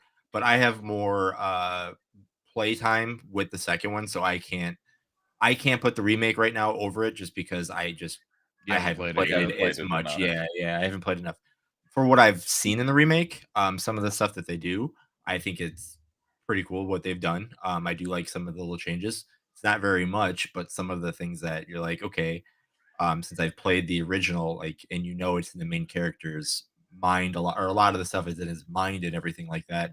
It's cool how they kind of show that in a way. And then obviously some of the other like villains or characters that are in obviously the remake or the original and the remake. Eddie's one of my favorite. I guess if you can say villains, it's hard to say they are because they're all tortured in different ways. And yeah, you should never murder anybody, but still, it's interesting how like you can play, how they can play stuff, and you can sometimes feel sympathy, especially for the main character when you find out what the main character does and the reason why he does it. When you're kind of, or when I first played, I was like, okay, he did it. If I mean, I didn't know, but like, oh, you're like, oh, he did it for this reason. You're like, oh, no, there's a little bit of both, and that's just why is he my hero? Like, why is he here, and why do I feel sympathy for him at the end? Is crazy. The endings that you can get, there's multiple endings. which is Yeah. always fun to see just the torment that he went through. And that's the other reason why too. It's like there's some scary things into it, but more it's more just like it is a heartbreaking game. I mean, it's so sad for what he had to go through, what he's still going through, what he's building in his brain to go through to figure out was he right or was he wrong for what he did or what's going on and everything like that. So I mean, that's why I put this one as my number 4, just because, like I said, it's a very very good game and very psychological horror and thriller. Well, that was a funny thing. Like Silent Hill 2 was the game that put the franchise, especially on the map. Like I enjoyed the first game. Same. The But first one just it was didn't. so bland and not in a bad way. It's just like A it's little just bit. A little yeah. bit. I don't disagree necessarily, but like I definitely like dug on the atmosphere and everything on Yeah. that in the first game. Like Mhm. especially it was the setup. But I know my brother loved the second game. He played the ever hell out of it himself, and he was also watching some people play through it, and he's like, it looked like they were made. Yeah, like kind of to your point, he found it more of a detriment that they were being a little more on the face of what was going on for the story, and also like kind of toned down some of the puzzles and stuff like that. Where he's like, hey, me as a young kid was playing through the second game, no problem. You're telling me you bunch of lunks couldn't figure it out, sort of thing. But remakes do what remakes do. But it's just kind of interesting hearing his take and stuff like that. But like, I'm always a fan of remakes in a way because if it's such a great game, and again, all of us played the original back when it came out, whenever it came out, and right. this is its chance for it to come back and have more people get involved with it. I mean, to me, games That's a need to be possibility, yeah. yeah, for me, games need to be out to everybody. Like, if it's my favorite game, I want it to be your favorite game. Like, I don't want it to just be hidden. Like, oh, you can't have this. This is all mine. Blah, blah, blah, blah. Like, Exactly. I want everybody to love this thing so much where it's like I can go down the street and be like, hey, did you ever play Silent Hill 2? He's like, what, you mean that old PS2 game? No, I mean like just oh, you mean the remake? I'm like, yeah, either one, because like it's the same story. As long as the same core and the values are still there, I absolutely love that. If they say the remake came out and they just said, oh, James is this superhero kind of guy, all this kind of stuff, then I'd be like, all right, we have a little issue because then that's not the tone of the game. But no, like I mean, everything that I've seen so far in the game, I'm like, all right, the guy's still the guy. Eddie's still crazy as crazy can be. Everything like that. I mean, Maria is still Maria. Mary's still, going through what she had to go through, kind of thing. I'm happy with that, and if anybody can just fall in love with the new one, and then even just fall in love with the new one enough to be like, oh, I heard that the original might have been better, or this. Play Did the some original. things differently. Yeah, play the original, see what it is, and then you can be the judge and be like, was this one better? Was the other one better? Like, then you can make your own decision on, oh yeah, maybe they shouldn't have done the remake this way. Maybe they should have kept it this way. Or man, this remake was so good that they Right. changed this tone here. That's really cool that they did that, kind of thing like that. And that's why I've been kind of like addicted to watching a lot of Silent Hill 2, like streamers like talk about the game and just play it and everything. And I'm happy that the score is as good as it is right now, and who knows, maybe we see a remake of the first one, and I would love to see a remake of the first one because again, we have That the game atmosphere. definitely needed Yes, exactly. some Definitely. tuned up we can- gameplay. we can make the gameplay better. We have a world now, and the cool thing about getting the first one next, then we all know the third one was a sequel to the first one. Then we can go into the third one, and again, it's sequels or it's remakes and sequels of all that kind of stuff. But again, I think this is a franchise that's been gone enough that we need something. And like as we're seeing this, like people are excited to see kind of just some psychological horror thriller kind of stuff like that. And yeah. you can make your own idea of what this world is or why this world is the way it is, kind of thing. I'm So just the- happy Bloober Team didn't mess it up. From Same. all accounts, it sounds like they haven't. No, for what I've seen and what I've watched, I no, like the combat in there makes sense. It makes sense for why he does this and why he does that. He's like, there's no super parrying, like Leon Kennedy being a trainer, like he's dodging out of the way of something, yes, but it's like he's more stumbling out of it because if I was in a fight with something or a monster like that is or is not really there, like I could I could probably dodge and do the same stuff too. It's not like he's trying to fight off a monster with punching boulders and garbage. You tell me he's not doing some parkour and kicking the monsters in the face. 0 Right. out of 10. Look Not at that. Vanquish touching. is going to be playing some Silent Hill 2 tonight. Oh, Thanks. Hope you enjoy it, man. So the one that just came out, is it what's it technically? Is it Silent Hill 2 remaster, Silent Hill 2 remake? What is it? Remake. Okay. And so they remade the second one, but they haven't remade the first one. No, so 2 was much more the bigger game of the franchise, and that's been basically the darling of the franchise that everybody points to as like, if you want your definitive Silent Hill game, that's it.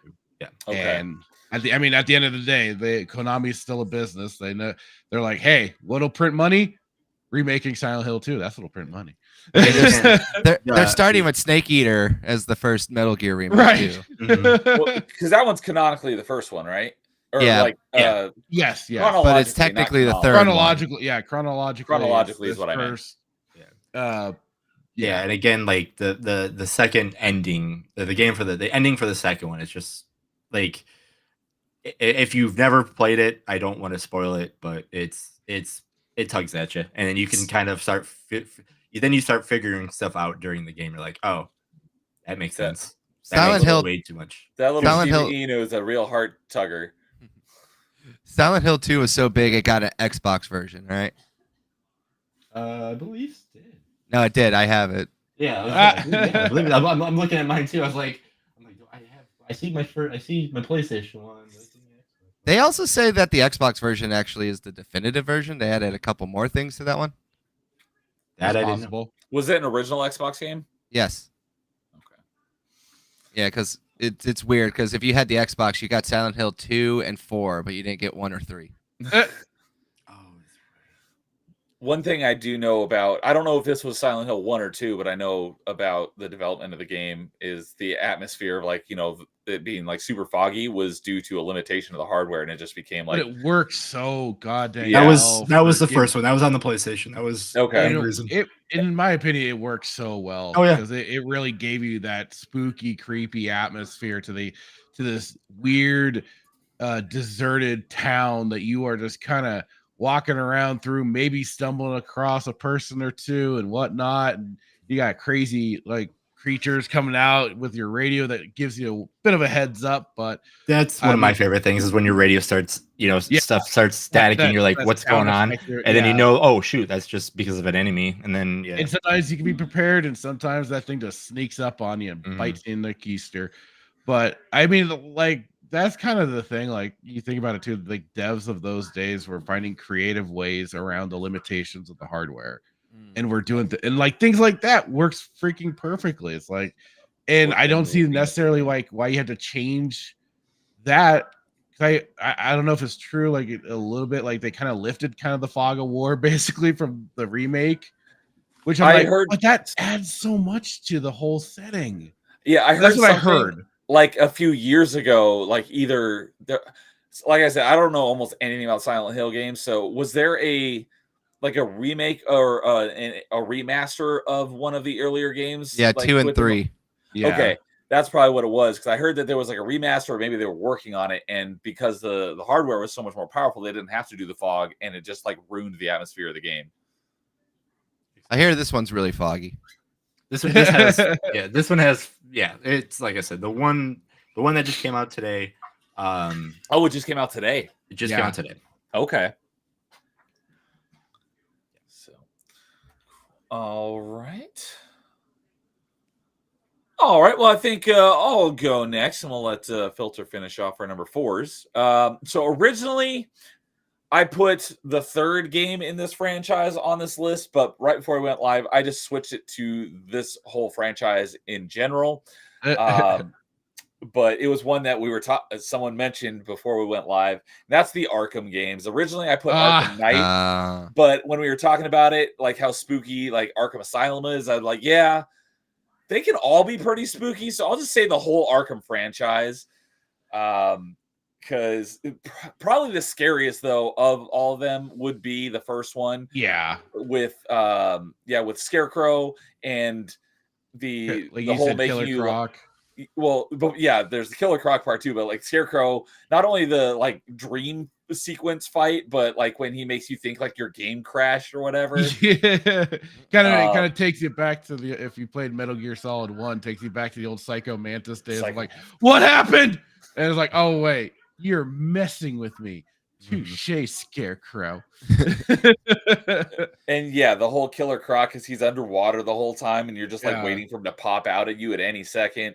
But the whole franchise is all very spooky. The reason why I said Arkham Knight originally is because Arkham Knight takes place during Halloween, so that's why I thought of that one at first. Oh, That it one's still does it? spook. Yeah, it takes place over the course of Halloween, because And it it has has like pumpkins everywhere too. and it has a very similar plot as Batman Begins, because they're using the like Scarecrow's like the main bad guy, and he's using his fear toxin over the whole city, which is basically what happens in Batman Begins. But there's a lot of creepy stuff in that one too, like Professor Pig and Man Bats. Oh my god, that thing scared the bejesus out of me the first time that thing shows up, because it'll just show up randomly. You grapple around all the time, and then all of a sudden you grapple, and this bat just pops out and screams at you. So yeah, just the whole Arkham games in general. They took me. I often say that I was not a fan of the Arkham games at first, Fake fan. but they grew on me. Tourist. And I love all the Arkham games. I've never been like huge into superhero, DC or Marvel. Until Batman's not a superhero, tourist. how is he not a superhero? Just because he doesn't have superpowers doesn't mean he's not a superhero. Exactly. It's in the name. His money is a superpower. I'm just kidding. I'm just kidding with you. I'm just kidding with I know you. you're just messing with me, but yeah, I was never like huge into Marvel or DC or anything until they really had their explosion in the late 2000s. But yeah, I wasn't huge on the Arkham games at the beginning. My main reason for that was I wasn't a huge fan of the combat, mainly because like I'm freaking Batman. Why is it taking me like 10 punches to take out one guy? I should be able to knock him out, one or two punches. I'm freaking Batman, but it was just the game mechanics. Once I really learned, I've grown on them, and I love the Arkham games now. But yeah, the whole Arkham franchise is great. I think all of them do. There's something that each one does better than all the others, including Origins. I think Origins is underrated. I like all the Arkham games, and yeah. When I did my playthrough, I didn't mind Origins so much. It was definitely janky as hell, but it was still fun and the same. And Never played Origins yet. That's still on the list. Origins has some of the best boss fights, and the shot gloves are just super overpowered. Yeah, Which is why it's the first one chronologically, and the shot gloves don't show up again because they're too powerful. But yeah, the Arkham games are all great, and they're some of them are more spooky than others. Like I can't really remember much of Arkham City being spooky or Arkham Origins, but I remember Arkham Asylum and Arkham Knight being spooky. City wasn't spooky. It was just more open and more reference based, I feel like, because they added people like, Calendar Man and Deadshot and all them in there. I thought it was a better game personally for me because I liked it more. City like, is my favorite. Arkham Asylum is just more creepy. Obviously, like we're talking about the Scarecrow level. You got a giant Scarecrow, and you got to go into the morgue to trigger it, and your dead parents come to life, and they're talking to you. Right. I forgot about it. They pop out of the body bag. I forgot about that. Like I said, Arkham Asylum is definitely more of like a psychological thriller, if you ask me, more than anything else, because it goes after a lot of like the psychological villains for Batman too, on top of like the big monster ones, you know. With Killer Croc, obviously. It worked out so well. Yeah, and then like Cities is, I think it's just like they have like a better depth of like, characters. Obviously, like Solomon Grundy is like one of the nice ones that they add in there just out of nowhere. Yeah, wasn't he kind of in the basement of Penguin's bar or whatever? Under the Iceberg Lounge. Yeah. It was like, okay. And like City tried to also capture that Killer Croc vibe again because there's a giant like great white shark in the iceberg. In the Iceberg Lounge too. Yeah. But I just feel like Arkham Asylum was just like way more contained. Obviously, it's got that like insane asylum aesthetics to it because it is an insane asylum as well as a prison. And then you were finding the audio logs from Oh God, the guy Joker. that's the head, I mean, Riddler. not Riddler. The guy that's Oh, the that's- head of the Arkham. Oh, Oh, Strange. Not Not- Hugo Strange. No. Yeah, I know who you're talking about. I forget who his I'm name blanking is, on yeah. his name. Well, then it's not even just the audio But logs. You it- also but no, find it's like just- it's just crazy because like the guy starts like basically kind of going insane himself, and also kind of merging with the like almost a personality of his ancestor that first opened the Arkham penitentiary. Basically, I forget his name at the moment, but like you Was find it Jeremiah Arkham? I think so. Yeah. You find those audio logs and you just slowly but surely, like as you collect each and every one, you hear him going further and further insane. And then you also have the audio logs of all the people in Arkham to Mhm, his villains, which adds a lot of flavor to it. It And like I does. said, the first villain you fight is Zaz, right? Yeah. Yeah, you just Yeah. kick him out too. Yeah, and he's just basically just a glorified like slasher villain. That's all he is, you know. So Or was it Amadeus Arkham? one or the other, I can't remember. Okay. But yeah. So all right.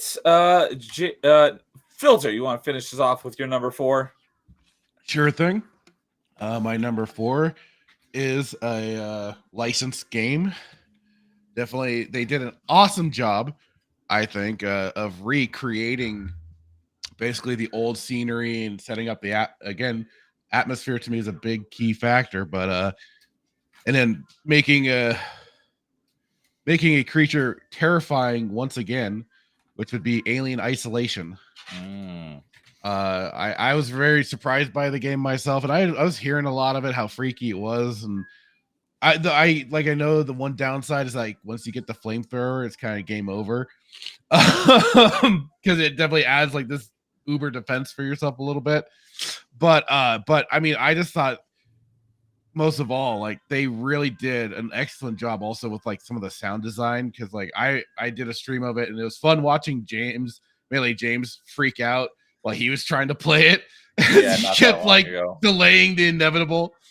But I remember I did a play. I got to get back to it. And I had started doing a bit of a playthrough, and oh my god, like I knew what was going to be happening, but at the same time, I was just so tense and just like on edge, waiting for the creature just to start jumping out of vents, killing me at any moment, stalking me down the play in any of the corridors and stuff like that. And again, you want to talk about claustrophobic feeling, those ships that you are, or even their space stations, like even though they have like some big kind of like areas, again, kind of like BioShock in this sense, but they have those some big areas, but mainly they're all just tightly contained, and you are very so that's like you could try and run and get away from the damn thing, but man, like there's not a big gap that you can ever create between you and the xenomorph anytime it is hunting you down. And you have to practice your ultimate bit of patience and stealth for the game, especially if you want to survive very early on. And even though if you get a pistol, it doesn't matter. It don't matter. You can I clipped it too. I'm like, I accidentally, because I do have like sometimes with like first person shooters, my I have a bit of an itchy trigger finger. And sometimes if I'm just hovering over the mouse key, I'll just sometimes click it and boom. And that's what happened. I was trying to hide from the xenomorph. I heard it scurrying about up above. I accidentally shot into the air. I'm like, oh no. And then there it slowly comes the tail and then the whole beast. I'm like, well, I'm gonna scream like a girl, but I'll at least go out firing. So I just started unloading with the pistol, like die, die, die, die. It killed me. So, but I mean, what the really cool part to it to me too was like how well they recreated the I don't know, like retro tech, because like it's supposed to be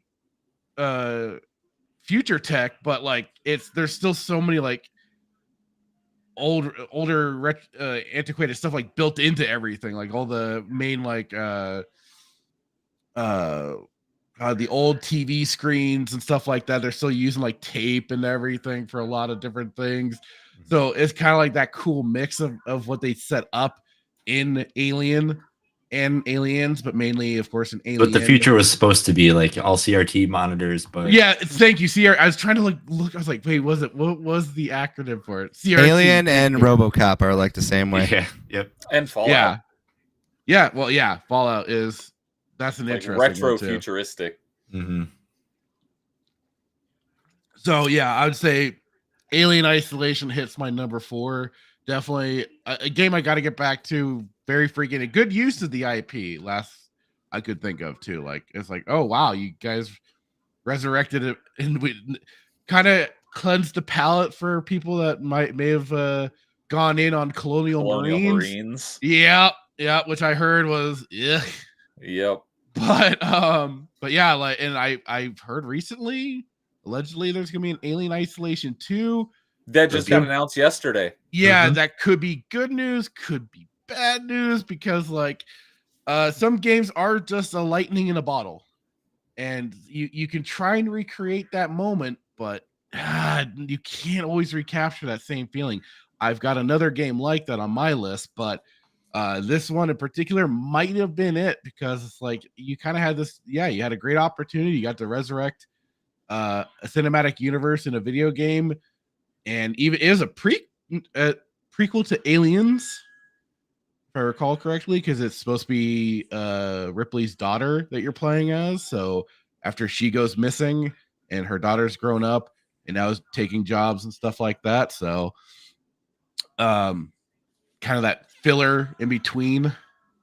So, and I think they did some DLC where they brought Ripley in for some, either like recreating the first movie or something like that. I don't know, but yeah. And I mean, like, it is. I grabbed it again. I grabbed it for free on PC when Epic was dropping. I'm like, hey, why not?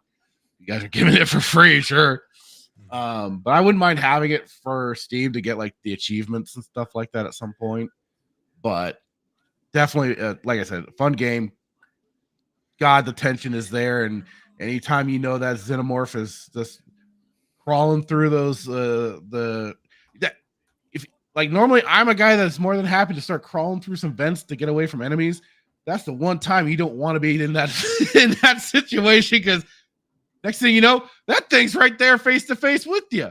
Mm-hmm. So, and you don't see it until it is face to face, because like you said, how dark everything is and how well it just masks with that darkness. You're like, oh there it is. Yeah, because the next thing, all you hear is that hiss coming from it, and you're like, oh no. The hiss, you see the silver of the teeth, and it's like, okay, it's over. Yep. Yeah, and my buddy Christian's here saying, the devs just announced this week that Hola. the sequel Isolation 2. Yep. Just I haven't even played the first one, so I have no opinion. Yeah, like I said, I don't do scary. I've heard nothing but good things from people who like scary stuff. It looks terrifying. I played it for about 5 minutes for Game Pass Quest one time in order to get a few Microsoft points, and I just hid in a corner for 5 minutes until the quest was like survive 5 minutes without getting killed by the Xenomorph or something like that. So I just hid in a corner and hope it didn't find me, and it didn't. But I was like sweating bullets the whole time, and that. So then if you have the motion sensor tracker, you hear the beep beep beep beep. Yeah, beep. and it started. It goes away, but then there's only like beep beep beep beep beep. Oh no! But yeah, the kind of like we were talking about with the Left 4 Dead earlier with the director AI. The AI that they programmed into the game, the Xenomorph, is like pretty genius. Yeah, everything all right? What was that? Somebody outside my house. Drag racing. I was gonna say somebody's speeding down. Because the way the AI functions in that game for the Xenomorph is that it has essentially two brains, one that always knows your location and one that doesn't, and the one that knows your location feeds hints to the brain that doesn't. It's like that's pretty. That's messed the way up. They come up with that. Yeah. That is messed up. I didn't know that part. Oh yeah. That's why sometimes you're going around. You're like, okay, there's no way he knows where I'm at now, and then for some odd reason you just turn a corner. It's like, why is it there? And it's because it knows it knows the plan of attack you were trying to go with. And it was going out of its way, but it was going out of its way to the way you were kind of going, so it would still be there. Yeah, it kind of pops up like, "Hey, what's up?" Yeah. Thought you trying to kill me. I don't like that. that game was going to be that game was my number 5 for a couple of times, but I bumped it down to Phantasmophobia because I was thinking like you're by yourself, it's scary, or again, like I said, the multiple players still scary. But yeah, those two were fighting for the number 5 spot. And I would like, I don't want to play this game because I don't like scary stuff like this. But if there was one thing I really, really would never ever play, would be this game in VR. That would probably be the most terrifying video game of all time. Yeah, that would not be a good experience. Well, I mean, Because it just does, take your it is pick. in VR, but there's no way I'm ever going to play that. you just watch vicariously through Melee Games when he plays it again, or harass him to play it again, so we can watch him crap his pants as he tries to get through it more. Yes. Oh, Jason. So, because I know that there are two very similarly named games, and I keep saying the wrong game. I just now realized that I looked over. I'm like, am I saying the wrong name? I'm like, yep, I am. Phantasmophobia. Yeah, You're talking about Phasmophobia. Yes. Okay, I said. There's also Phasmagoria is another game.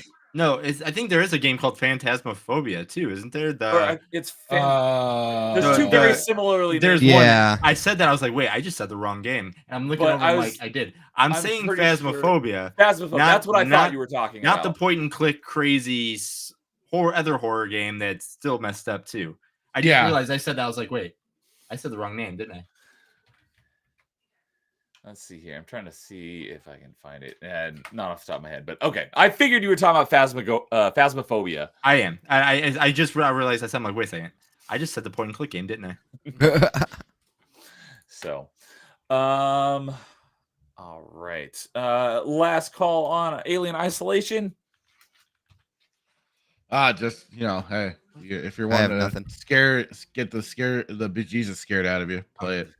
Yeah, and especially if you're especially if you're an Alien fan, like I said, just kind of catching the atmosphere of it, the recreation of that style of spaceships, the innards, and everything like that, and there's a good attention to, like I said, just the attention to detail to it, and it serves as that kind of branch in between Alien and Aliens, so it kind of does that little extra storytelling there too. Yeah, I don't have any intention of playing it because that game is terrifying. Watch a no commentary playthrough. Better to watch someone get the bejesus that too, yeah. So, all right, so on to number 3. Jason, you want to start off our number 3s? Yeah, I can start at number 3. All right. So number 3 is my favorite game that's not a game. Unfortunately. Favorite game that's not a game. Yeah. Unfortunately, we'll never be able to play it. And I know what it is. Yep. And unfortunately, unless you're one of the lucky few that never updated your PlayStation 4, you'll never be able to download it. We talked about this on the Halloween episode of Party Chat last year. Yeah. So my number 3 is PT. Yep. Oh, the PT. I had a feeling that was going to be on someone's list, and I figured Alien Isolation would also be on someone's list. I'm going to just call it PT because that's the way it was. Like, granted, we all know it was going to be Silent Hills, but we don't know exactly what the game was going to be. I only know what the demo I played is, and it was just a playable teaser kind of thing. Do you still have access to it? I unfortunately do not. Ah, bummer. Yeah. Bogus. So when that game came out, that was one of the most addicted, like just anything I could play ever was. I wanted to know more about the world. Anytime something like a new hint of something came up, and this was before we knew, how to get to the real ending and everything like that. People were just coming up with these crazy ideas. Oh, now you need to plug in your mic to do this. No, you need to, listen to the radio to, hear the woman laugh at you, to hear like a true story. You need to look at the fridge. And then you need to stare up into the right-hand corner because she's always looking down at you, kind of thing like that. There's like so many just random things that were just coming out at the time about this game. Also, anytime you got caught by her, effing scaring, scare the bejesus out of you. And you're pretty much in a demo that's just limbo. and your whole goal is just to get out of limbo to figure out what this thing is, to figure out more of the story and everything like that. So um I absolutely loved the story that we got to it. I would have loved to have seen what the game could have been. Um, I also, it's some people know about it. A lot of people don't know about it. If you heard me speak about it, you probably have watched it. But we've only seen the one. We've seen the demo that we've played, so we've seen the ending. You know, where you see Norman Reedus and you see what the game is. And then I believe it was a month or two later at the Tokyo Game Show, they also had a trailer for the game, and it was something completely different. Where if you have never seen that trailer for Silent Hills at the Tokyo Game Show, do watch it because that is messed up in what they do with that too. So um, the demo was great. The thing after that was fantastic. Just unfortunately, it became something that we will never be able to play. And why Well, is that?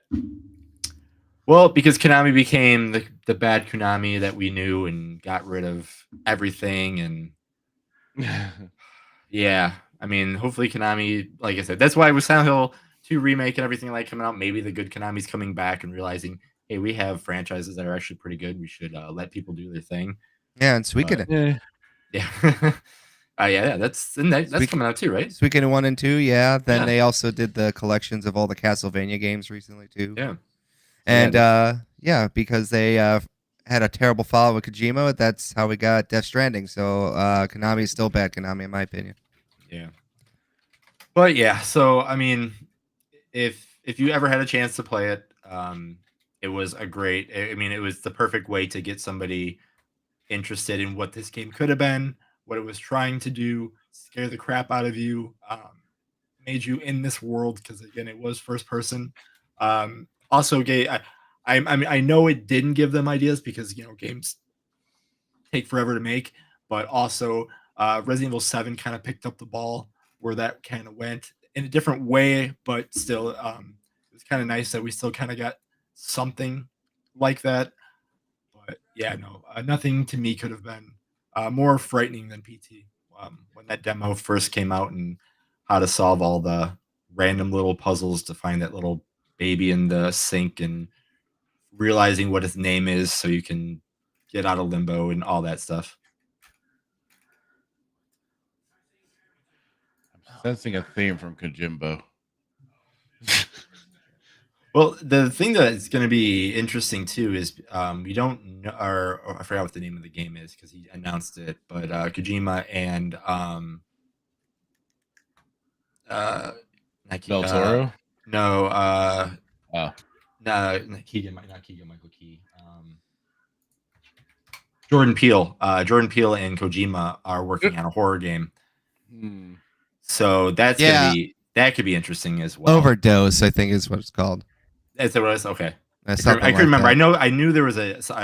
I think it was like OD or over. Yeah, something like that. OD, And- yeah. That Yeah, sounds so familiar. Yeah. Coming to Xbox. Weird. Yeah, so that could be something. Who knows? Again, is it going to? It's for me. It can't be, and I know he won't want to try to do what he did with that one. But I would have, like I said, I would love to see what could have, would have been what his idea with this game could have been.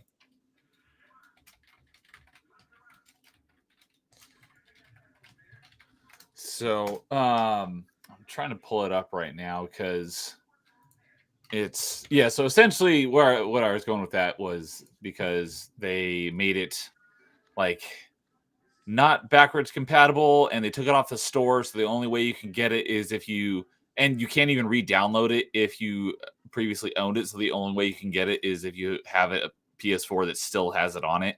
Yep. So I'm on eBay right now, but for some Yeah. stupid reason, it's giving me all the prices in Canadian, and I have no idea why.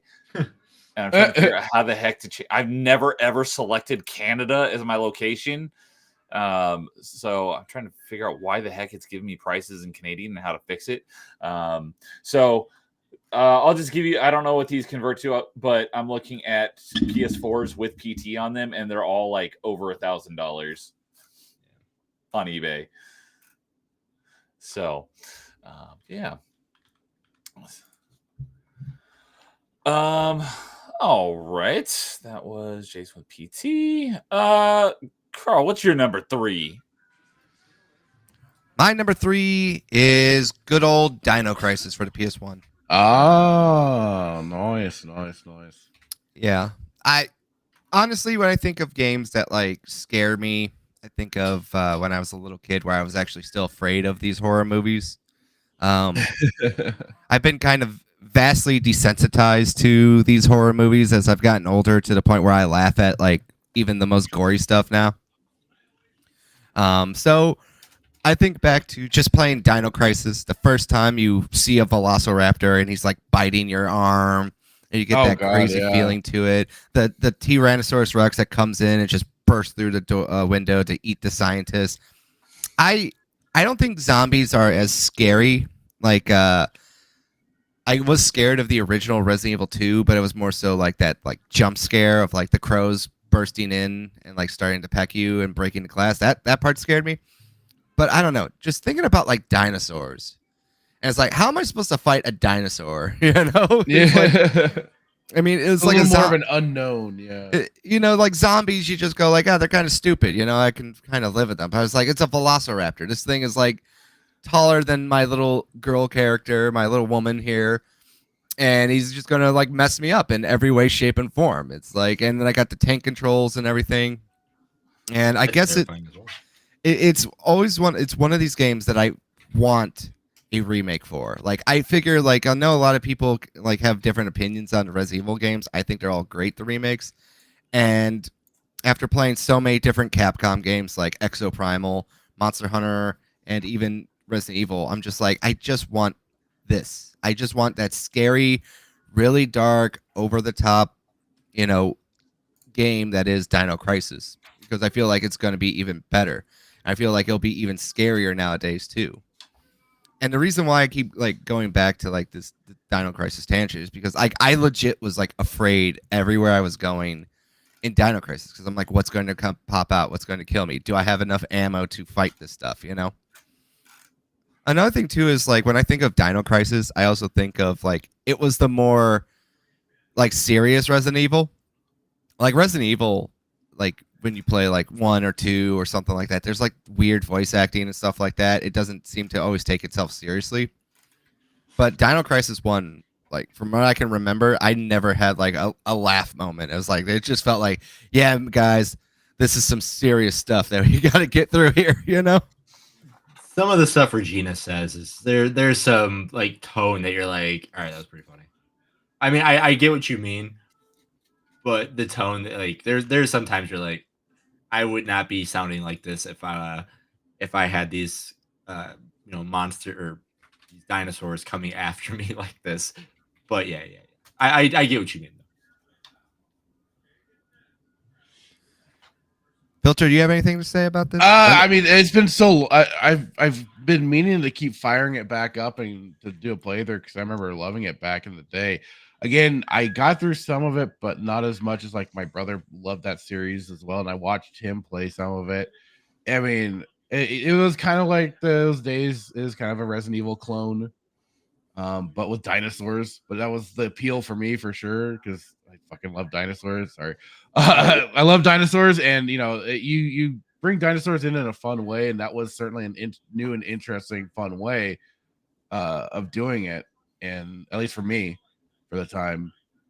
So it was cool. I don't have the same attachment to it like some people do, though. Like, I understand why people want like a remake or a new sequel or anything for that franchise, because it was pretty neat, but it just didn't quite grab me as it did with others. Yeah, I would much rather. I've never played Dino Crisis, and I've barely played any of the Resident Evil games, but I would definitely be more inclined to play Dino Crisis because I like dinosaurs better than zombies. Also, we got to get the taste of the third one out of our mouths, because that one is an abomination. Yeah, I want to forget about the third one. You don't like dinosaurs in space? Wait, is that where they took Dino Crisis in space? Yeah. The last one I remember was Dino Crisis 2, and that was it. I only know that because Carl told me about it recently. I think on Party Chat. He's So- going to grab it. I was gonna It say was Jason's had enough. He's done. He's like, It's no, like, he's just like, all right, see you later, dinosaurs guys. in space. Sorry, nope, out. It was an Xbox exclusive too, an original one. It's the Huh. funny part about Oh, it. that There it explains- is. That's Ah. why I didn't play it. Huh, cool. Jason just ups and leaves. Oh, he's probably gonna go get it. So Hiding it where it belongs, behind everything that doesn't need to be there. Low part on the collection, just sitting there collecting dust because, yeah, I'm with you. That third one was, Nobody No, liked it. It doesn't exist, right? yeah.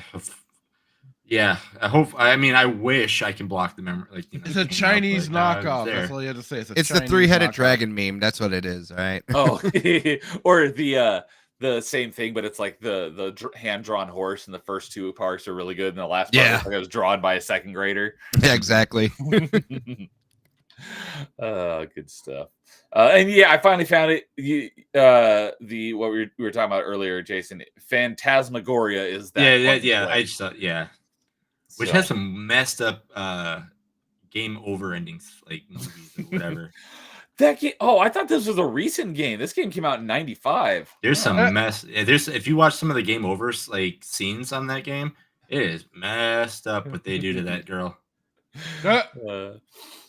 So, all right. So we got Dino Christ, we got PT. All right, I'll go, and then Jason can finish up our number.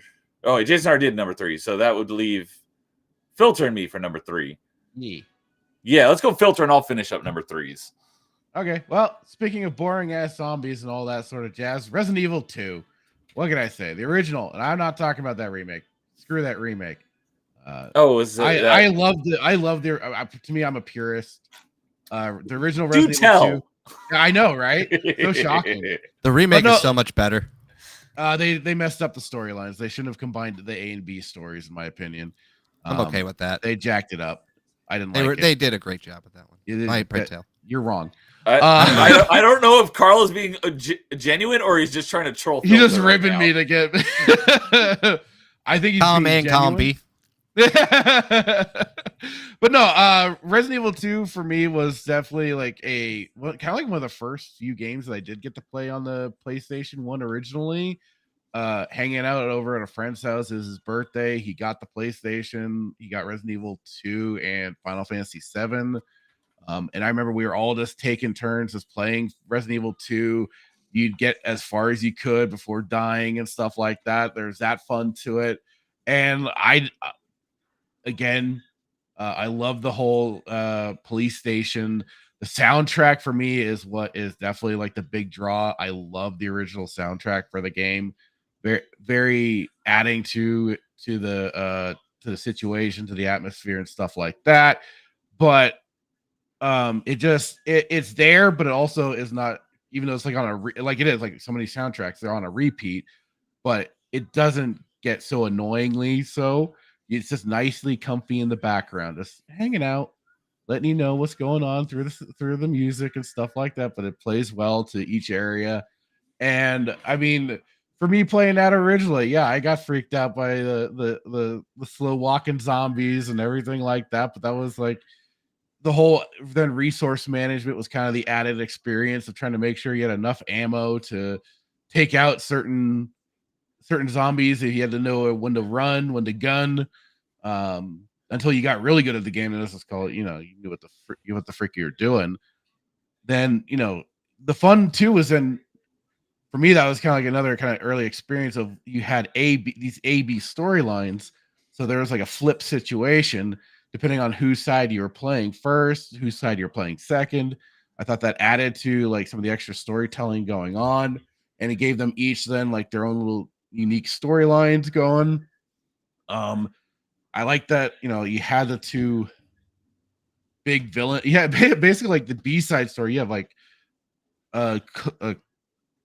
just a cluster bomb of big villains that you're having to fight, either the Tyrant or Mr. X. And then But like what I especially just really got hooked into with the game was especially early on when you first get to the police station, and after you've already run into the dying police officer, you're starting to go through some of the hallways. The camera angles start playing with you a little bit. They actually start going into different spots that the game doesn't do for the rest of the dang game, which was kind of unfortunate. But like then just that setup for the liquor as it just starts crawling towards you on the ceiling, drops down to start attacking you, is kind of their new version of the hunter from the first game. I just thought that was just so creepy and cool. It was like kind of this weird, kind of like a xenomorph, but like with this all that skin exposed, the brain and everything. And I mean, at first it's like, oh my god, what the hell do I do? But you know, again, learn the game. But those early parts of the game really just kind of gave you that tone. And I personally, this is definitely one of my favorites to go through and replay every now and again, even if it is boring zombies. That game is like I said, I can never choose between Final Fantasy VII or that. Those are my two favorite games of all time. So I mean, it was a good time. It was a good time. I'm 100% with you on all that. So obviously the liquor was always just the most terrifying thing at first because you get the FMV of like, all right, what the heck is this thing? Yeah. Then you're doing all the stuff that you need to do. You get the first medallion, and then you feel like you're safe finally because you took out this gigantic monster. You're coming back with this extra metal and key, and next you know it, these hands just come through the police station. Yeah, you start getting scare this but Jesus out of you for a jump scare because you're like, oh, I'm safe. No, I'm not. What the heck? The occasion was like we said earlier when jump scares can be used effectively, and that was certainly it. It was called too. Like it was like knowing the game is like, oh, if I find this item, I can close those things off, so I don't have to worry about that. Because you notice these things throughout the game too as you're playing. You're like, huh, there's that electrical box there by the shutters. Could I ever use that? And then lo and behold, you can, and you can like secure off certain areas and stuff like that. So it was one of the, and then like it was, then it sparked me to go and play Resident Evil 1 and got into the series a bit. But yeah, 2 is just my favorite. I like the Claire and Leon. I thought they're both great characters, serve their purposes. OG Claire is still the best. But yeah, no, just like I said, there's still a very, and yes, I won't deny that it has some very schlocky kind of moments here and there, especially when, because yeah, it was 90s voice acting for video games, and it was kind of corny at times, especially when Ada falls to her death and you got Leon, Ada! Just little things like that. But I thought that added to a little bit of a charm to it. Yeah. Anyway, I think speedrunners ruined that game for me. Oh, I don't watch that stuff. I just was watching somebody like play the entire playthrough of Resident Evil 2, and I'm just like, oof. Yeah, this kind of makes it look boring when you play it like this. I can't beat it as fast as some of the speedrunners, but my fastest time beating that game is, I believe, 72 minutes or something like that. Oh, dang. Well, and this was the thing, because this was pre-internet. There was a I forget which gaming magazine it was, but they put out an April Fool's joke. And it was, if you play the game and beat it X amount of times in a particular, or whatever you have to do for both Leon and Claire, you can unlock Akuma. I tried so many times. So did we. My brother and I played the in a Resident Evil game. Yes, and they had the screenshots. It showed everything. It looked legit. It looked legit as hell. And then you get the following issue, and April Fools. I was livid. I'm like, you want a spark of me distrusting journos? There you go. Like that was that moment. It's all been downhill since. I don't care if it was a joke. That was horrendous. That was unfair. but yeah, I mean, like that was just like one of those things that just adds to the like lore for the game for me too. I mean, that's why I got so good at speedrunning. I'm like, I'm getting this character. I'm gonna Yeah. beat it as fast as I can. I'm gonna get good at this. I mean, shoot, like we thought it was real too because you could play as a hunk of tofu. You Yeah. can play as I was Hunk, just going to ask about You that. can Which play one as was it that had Hunk. the tofu? and then you can also play as Tofu. Yeah, So I so mean, the if you could idea- play as a thing of tofu, easily you could play as Akuma. Yeah, it plays Is- right into what they've already they have unlockable characters. Why wouldn't Akuma be unlockable? It's a Capcom property after all. Yeah. It was the tofu Jerks. in RE2, or has Yeah. it been in multiple ones? What's that? one? Oh, I think they've brought Tofu back in other properties for little gags. He was Ye- in. He was like in just like some like mercenary modes and things like that. But yeah, Yeah. his main contribution in beginning was his tofu mode in as the fourth RE2. survivor in Yeah, they Okay. did bring it back in a remake too, and I also saw recently they made a rubber ducky version of Tofu, so I had to buy it. It was on sale for $5, and I was like, "Oh hell yeah, let's do it." Well, Yeah, and you're then showing me that. what's funny Okay. too is Resident Evil 2 B-side story will set up basically Jill for Resident Evil 3 because she makes a kind of shadowed cameo at the end of the game. She throws the player the rocket launcher to defeat Mr. X. Kind of like harkening back to Resident Evil 1. and then And Resident Evil 4. Oh, I get. Well, I guess yeah. It's been a while since Oh. I've played 4. if you ever get a chance and you have the old RE2 on PC, somebody made an Akuma mod for it, and it's pretty good. It's pretty good. That's another thing. Like I learned recently, there's still an active modding community for Oh, big time. all those classic Resident Evil games. So that's like it sent me kind of this weird thing of like, oh, I gotta check a lot of these out now. Play an RE2 randomizer and your brain will explode, especially for someone like me that knows where everything's at. I'm like, oh, this is here. You grab it out, you're like, oh crap. I have to go. I have to I gotta- go all this. I don't do that. I do this, and this. And I gotta then- re-strategize yeah. here. Yep. And then you walk into a room and then there's, it's supposed to be 3 zombies, and next there's 3 lickers just staring at you. You're like, all right, Peace out. time to do my quick walk so you don't hear me, Yeah. hear me walking on the thing. You just do the little steps so you don't make a noise. Yep. Fracture just wants to naked Leon mod. That's what he wants. You don't have to give away all my secrets. I got to give away all your secrets. You must be as naked as that Leon mod. All right, fine. Shoot, not Claire. Ada gets him close enough to that. That's why they go to the black screen and you hear just unzip, and then he wakes up and just has the bandage over his chest. Oh, that's. God. Oh boy. Oh boy. Leon, you passed out and Ada took care of you. Did she take care of you? Hmm. Take care of you, Chinese. you say. Wink. Mhm. Wink, wink, nudge, nudge. So you want me to take care of her?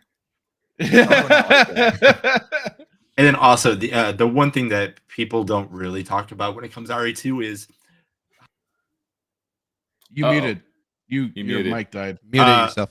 how messed up William Birkin is to want to get his daughter Yes. impregnated because that's the only thing you think of as a monster. It's like, what? Yeah, that was a bit weird. That was kind of my introduction to weird Japanese stuff. That was your weird introduction, huh? Yeah, well, one of them.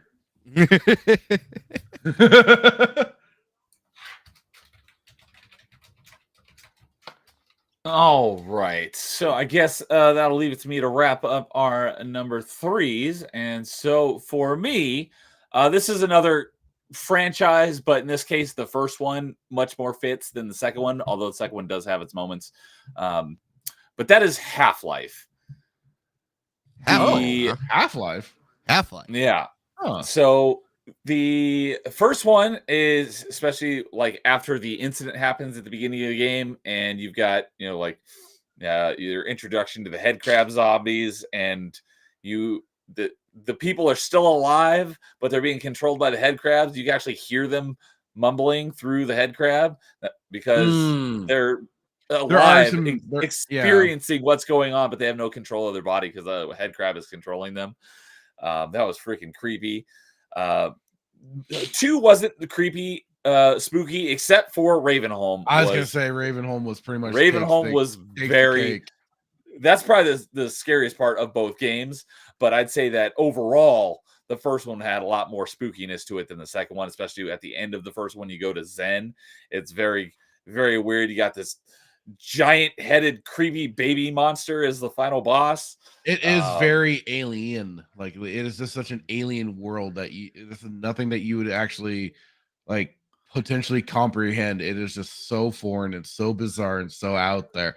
I get what you're saying. Okay. I never would have thought of Half-Life 1 at least for being spooky, but when you pointed out like the head crab thing, especially because then I remember, oh yeah, there were some scenes where like you walk into one of the office rooms and there's a guy being taken over and the lights flashing on him and it's setting up that whole thing. Yep. Yeah, when you're, the first part of the game, when you're, still, in the complex and a lot of the scientists and stuff have been taken over by head crab, become head crab zombies out, powers out here and there, and head crabs are falling out of the ceiling, scaring. It's like, oh crap! So I remember being spooked by that a lot. But yeah, none of that. Like they took that to the next level in that one level in Half-Life 2, Ravenholm. That was that was really cool. Part. And all you're armed with is the gravity gun. So you can kind of, for one, you can kind of have some fun in there, especially, but that's like only once you know the mechanics of the gravity gun and what kind of fun you can have in there. But initially, you're just kind of walking through. You're like, I just been given this weird thing. I don't know how to use it. I'm in this weird place. I don't know what the hell's going on. This is like I just walked into a dang horror movie. I just want to go, please. Give me back my armament of weapons, please. Yeah, because Ravenholm was basically right after you get the gravity gun, isn't it? Yes, because the Combine attack the rebel base, the place that you get to. And like I said, you've been disarmed. All your weapons are gone. All you are armed with is the gravity gun. And like Alex is trying to warn you about Ravenholm, but like it is because everything's just coming down. The level is called "We Don't Go to Ravenholm." Yeah, it's exactly that. This is like, oh no, and like when you first step into it too, you're like, oh, this is what we're doing. This is why. Oh my god. Yeah, and that level introduces the There's like 2 new head crab zombies. There's the one that like is like a hunchback and he's got a bunch of them on. Yeah, and he has like the poisonous head crabs and and the poison head crabs, and the those the fast zombie head crabs. Those things the ones that are kind of like talk about skeletons. Talk about getting close to like xenomorph territory. Those things are just kind of like the dog alien from Alien 3. Just running around all across the buildings, coming after you one way or another, and you're just once you finally, I think, get the shotgun by the priest, you're like, oh, finally, Father Grigori, thank you. Yeah, Father Grigori. Yeah, it's like, oh, finally, I got something. Let's go. But even then, you're still you're trying to. It's like then it turns into like Resident Evil because then you're trying to conserve ammo and get through. So you're switching between your gravity gun, maybe your crowbar, and shotgunning what you can for what you just can't mop up quickly enough. You try and the good thing is that there's so many explosive barrels. Yeah, but and again, the traps are hilarious, especially you drop the car on them or drop the car blades. Yeah, I was thinking of the spinning blade. Like you get under there, you hit the button, and you just like hang out underneath that spinning blade. They just walk towards you, get cut in half, and everything. It's great. Use the gravity gun with the saw blades to saw them in half. Exactly. But like, there's this. So it's still kind of a creepy spot of that game for sure, and a little bit with the antlions later on. When you're trying to stay off the ground, because then you just like, if you ever watched Tremors when you were young, it's like, oh my god, I'm re-experiencing this. I can't wait the creatures that'll come after me until you get like the little pouch for the antlions to kind of after you defeat the antlion queen or whatever, you get the pheromones and then you can control the antlions. I love that level. That was fun.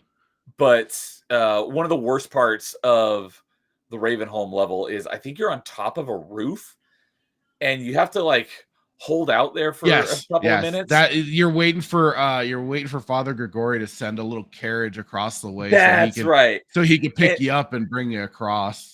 And there's a couple of these like rain gutters on each side of the building, and they start shaking to indicate that there's zombies climbing them. And you're just like, there's like 3 or 4 of them. And you're like, all right, which one's coming up first? And just, exactly. Yeah. It's good. It's some good stuff. So, but yeah, so it's definitely some good spooks in the Half-Life games. Yes, I like it. I didn't even consider Half-Life. That's a good one. So, all right. That will bring us into our number 2s. 205 20. So, all right. Carl, you want to kick off for number 2s? My number 2 is a game I actually just played recently, and I have a full playthrough on my YouTube channel. I'm going to go with Slay the Princess as my number 2 horror game out there. Oh, okay. We've been talking about this game a bit lately. I'm a guy who likes all types of games, obviously, as I put it out there. Don't care who makes it, don't care what it's about. If it's interesting, if it's cool, if it's fun, I want to try it, I want to play it, I want to experience it.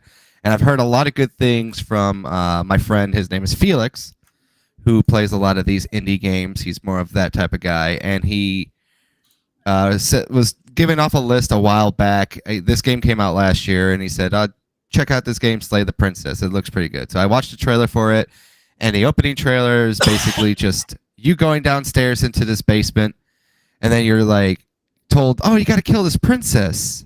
And in the trailer, the princess just stabs you to death, and like she's very like saying like I'm sorry, and she just keeps stabbing you. She goes, oh, I'm sorry, I don't know mean to do this, and I'm like, all right, I'm sold.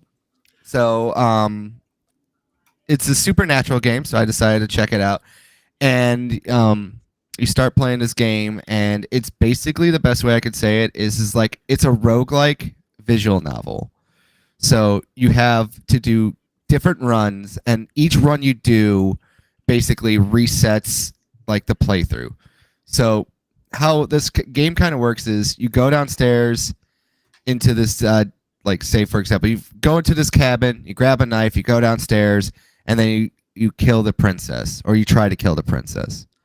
And depending on what your actions do, it resets. You go back to the beginning, and you get new voices in your head that kind of also help you dictate how the story goes. So some of the voices are you get smitten with the princess, you're a coward with the princess, you are you feel cheated. So like you got this voice in your head that's like constantly complaining that like, why can't we beat her? This is nonsense. We're getting cheated. We'll get her next time, or something like that. And you get this like crazy back and forth with like this omnipotent character called the narrator, who kind of pushes your story along as you're playing it. And then it is just so wildly crazy. It has like 97 Steam achievements last time I checked, because that's how many different runs you can do. And when you do a certain run, they don't allow you to redo the path. So they make sure that it constantly keeps, you can't keep doing the same decisions over and over and over again. They change it up. And just to kind of put this out there, like my first run, I didn't kill the princess right away, and then she kills me, and then I come back and I start the whole run again. And then this time she's like this omnipotent god being telling me to kneel, and you know, I just start stabbing myself and everything else because she's like telling me just to stab myself. It is so crazy and wild. And then like eventually I kill her, and then the run starts over one more time because we both took each other out. And then you go back downstairs, and she is like a completely different like demon now. So she went from like an omnipotent god being to like a skinless, you know, like heart exposed demon, and she's just like, what have you done to me? And it's just like over the top crazy. I was hooked. That was just one run through. I don't want to spoil too much more of this one, but it's on my YouTube if you want to watch it, get a gauge for it. But this game is just awesome. It's just well written. It's funny. It's crazy. It's over the top. I'm always constantly looking back to it, and the ending blew my mind, just like how over the top insane it was. So, highly recommend this game a lot for a visual novel game as what it is. It's seriously a 10 out of 10. Yeah, just looking at it, I mean, if anybody cares with ratings in chat or anything like that, it's definitely got a 90 on Metacritic, and then also on Steam there is a demo. So if you wanted to give yourself a try on it, there is a demo to try it out first before you buy it. And Good also to on know. top of that too is also coming to consoles on October 24th. Hmm. All the consoles, Xbox, PlayStation, and Switch. Nice. And Forking Around is here. What's up, Forking Around? Good to see you tonight, buddy. Hope you're doing well. So cool. Oh, and dude is over on Rumble saying, I'm coming in late. If Doom 3 isn't anywhere on this list, I'm opening a portal to hell. Well, No one has mentioned Doom 3. I don't know about anybody yet. else, but It's not my number one. you're actually opening a portal to hell on me. Spoiler. I live in Illinois, so I already live in hell. Eh, I escaped hell. I got out of California for a reason. Yeah, I'm still here. You brave soldier, you. So, all right. I'll slay the princess for Carl's number 2. All right. You know what? I think I'll go next with my number 2 because I know that this series of games is I know Carl's a big fan of, but I think we have different favorites in this franchise, and that is the Remedy games. And you would think that my answer would be Alan Wake, which hopefully I'm not spoiling you, Carl. My apologies if I am, but You're not. okay. But yeah, I like the Remedy games. I've not played Alan Wake because, spooky isn't really my thing. But my favorite Remedy game, and it is still very spooky, probably not as much as Alan Wake, but I really, really enjoyed this game, was Control.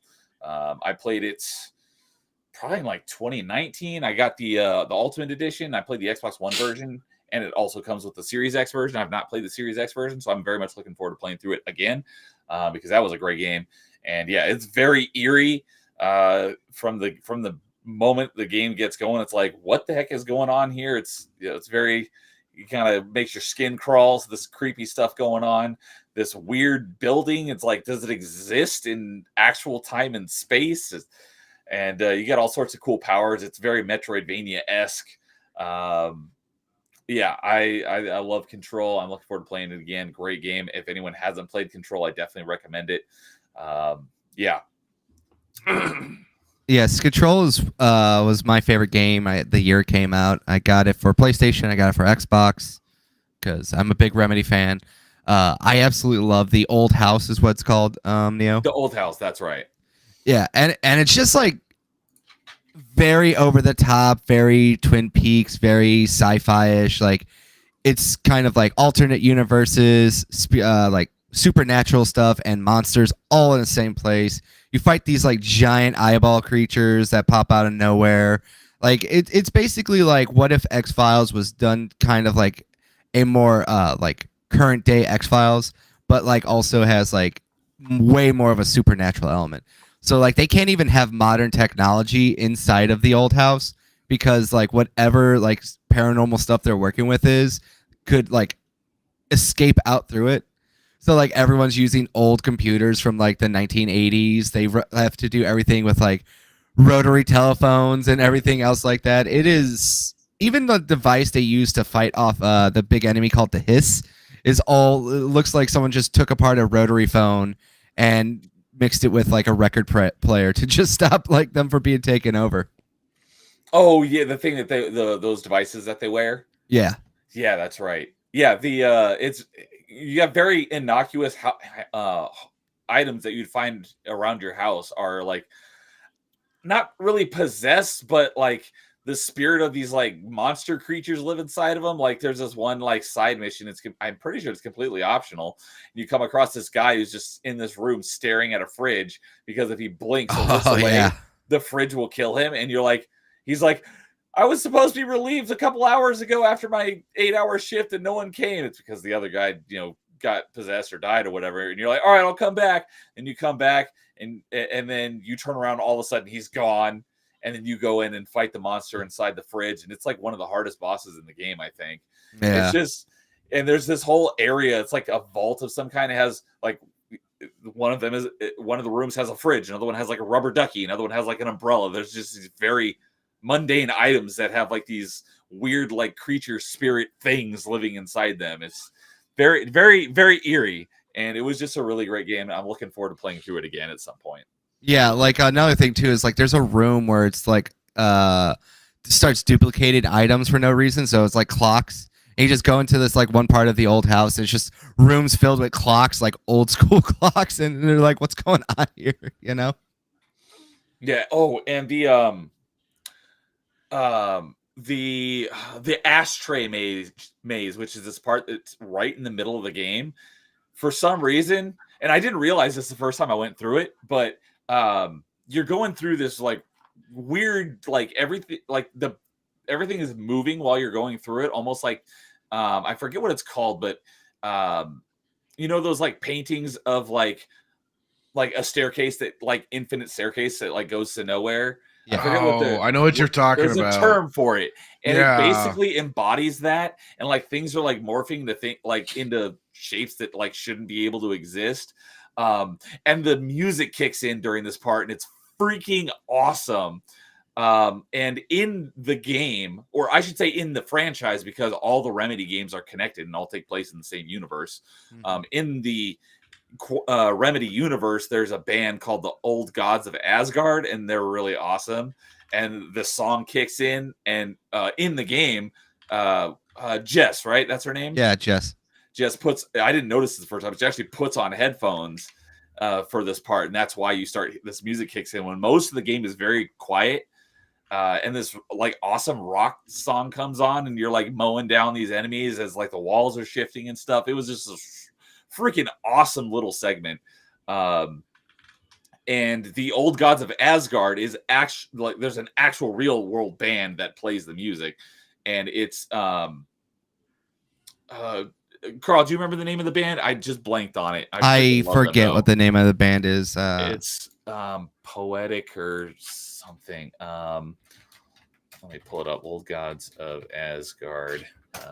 Because I found it, because earlier in the game there's this room where you walk into and there's just a speaker playing music. I'm like, God, this song is awesome. And I'm listening to it. I'm like, this voice sounds really familiar. And I went and looked it up, and I was like, it is the band that I was thinking of, because I love this band. I haven't listened to them in a while, but it's Poets of the Fall is the real life band. And I haven't listened to them in a while, but I have a playlist of them that I used to listen to a lot. And when I heard the song, I'm like, that sounds a lot like Poets of the Fall. And I looked it up. I'm like, it is Poets of the Fall. So the real world band, Poets of the Fall, plays the band Old Gods of Asgard in the Remedy universe. And I was looking into it, and Poets of the Fall, for some reason, is close friends with the people at Remedy. And so that's why they're the band in the game. And yeah, they're a pretty cool rock band. So if you ever want, I would recommend giving Poets of the Fall a listen, because they're pretty good. Yeah, Control is also a very aggressive game. So like you have to play very aggressively in Control. It's not really one of those. It is a third-person shooter, but it's not like a cover shooter. Like you don't get to do cover. It's basically run and gun at its finest. Heck, one of your powers is levitate, and you go and fly up into the, you can basically fly. Mm-hmm. And you can use basically force powers to like throw stuff at people. It's great. Basically, yeah. I was going to say it's force powers. You grab rocks, you throw them. You just like are throwing rocks at bosses and shooting backwards. And your gun is technically like this living object out of itself too, because in the game too, there's this omnificent. There you go. Omnificent board that watches over you. They're not even omniscient. Omniscient. There we go. All knowing, right? Yes. Omniscient. And they basically make you the director, and they just give you this gun, and the gun morphs into whatever you need it to be. Yeah, it like transforms. It's pretty cool. It's got a mode for like pistol mode, like machine gun mode, shotgun mode. It's got all these different modes, and you can level them up. It's a really cool game. Does the Ultimate Edition have separate achievement list, or is it all combined? The achievement list is the exact same. It's just it doesn't have any DLC. The DLC is all baked into the game. And there is a Windows version as well. And the I believe all 3 versions are on Game Pass. I know the Xbox One and Windows version are. I'm not 100% sure about the Ultimate Edition. The Ultimate Edition I saw was on there, so I think that's Okay. weird that they have both versions. It's kind of weird. Yeah, you can get the achievements for it 3 times because it's got 3 separate stacks. So, like I said, so the Ultimate Edition does have separate achievements. Oh yes, it has its own like a separate achievement list, so you can get the achievements for it for the Xbox One version, the Ultimate Edition, and the Windows version. Okay. It's just the Windows version and the Xbox One version have DLC, but the Ultimate Edition has the DLC built into the game, but it's still Okay. the same set of achievements. Yeah, that's just what I was wondering. Okay. Shoot, there was one. Oh, the one other thing I was going to say is that there's one final boss at the end of the game that's an optional boss, but you need it for an achievement. Dr. Tomasi is like that boss is really freaking hard. I had to for the first time in the game, I had to go and adjust the difficulty sliders and stuff in order to beat that boss. I fought him like 20 times. Like, how the heck is it possible to beat this guy? But yeah, great game. Awesome. I definitely recommend Control, and it's on Game Pass. So that leaves us with Jason and Filter. Who wants to go next? I'll go. I can go. Oh, Filter, you can go. So like I was speaking of kind of a lightning in a bottle sort of game earlier, besides Alien Isolation and stuff. This game definitely, to me at least, hits that mark. I know they've been trying to make a sequel to it, but it just hasn't been. Last I knew, they were butchering it and putting it out in segments almost for different side games. But and I've been playing it recently on stream. It's Vampire the Masquerade Bloodlines. Oh, the first And one. Yeah, so it's kind of a funny thing too, considering that it's based off of a tabletop RPG. But they do a really, really good job of integrating the world, the mythos, and like it is first picking. You start out getting to pick one of the different vampire clans, and then it comes with an assortment of powers and stuff like that. And they all got their quirks. They've all got their little eccentricities and stuff like that. It's kind of become like known to like if you want to play through the game as one of any of the clans besides either Malkavian or Nosferatu. Nosferatu is playing the game on a completely difficult mode because they are just they are disfigured basically. They are just very hideous looking vampires to play as. So like stealth is absolutely key, and that's kind of the other part of it. It's like you aren't meant to be caught by human society whatsoever. They have what they call the masquerade. You're supposed to uphold it. And then also the Malkavians. The Malkavians are basically insane. But throughout the game, if you're playing as them and you choose your dialogue options, they have hints and little tidbits that lead to what happens at the end of the game. So they're kind of cool, but it's kind of the idea, play that class last once you've already gotten through the main story. But this is the thing, like here you are, and like myself, I picked the class called the Tremere.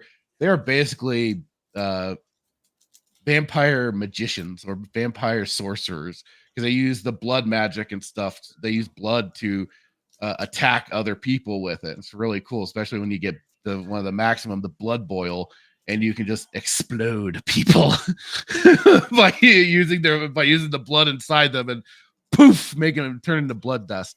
But it's this thing is that you are playing, yes, as like these crazy vampires with powers, but the game, for one, just has such a.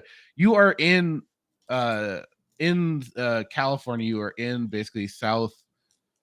You were in Santa Monica and LA and stuff like that, and you start out in Santa Monica, and of course, it's like constantly rainy.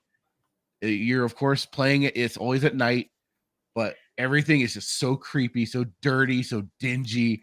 It just again is just like adding to this like what kind of world you're in. You're not in a nice clean world or anything like that. It is just very grimy, very dirty, and very just like there's almost danger around each corner that there can be. But you get thrown into some missions that normally, like, you know, again, like I said, you're a vampire. You got powers, you're feeling good, you're feeling kick ass and everything, right? But no, you get thrown into certain situations like this one kind of lead vampire sends you off to this creepy ass mansion to retrieve a relic from there, basically, a locket. And what basically it is if it's like it's kind of like seeing hints and flashes of The Shining of a husband going insane and killing his wife, but you go through the mansion, and this is also like where jump scares were used rather effectively because as you kind of go through certain sections of the place, the spirits, the angry spirit of the father attacks you through like you know either throwing things at you, erupting certain rooms of chaos and everything. But then you see the specter of the wife running around, and it's all played through these darkened hallways as you're trying. And I mean, it's really set up perfectly to me to going through the manor, and just you're also finding like the tabloid headlines of the death being carried out. One body found, next body found, children, you know, then a murder suicide. It all leads up to it, and then it's just like I said, this the entity that is trying to also kill you excuse me, as you're trying to make your way through this place. I just think it's just such a great setup for it, because then even if you get through that, you got other places that you go on beyond the game that get into like some more just dark. And it's all because I forgot what they called it specifically for this whole like world besides like Vampires Masquerade. There's I think Secret World. Not that. That's not an MMO.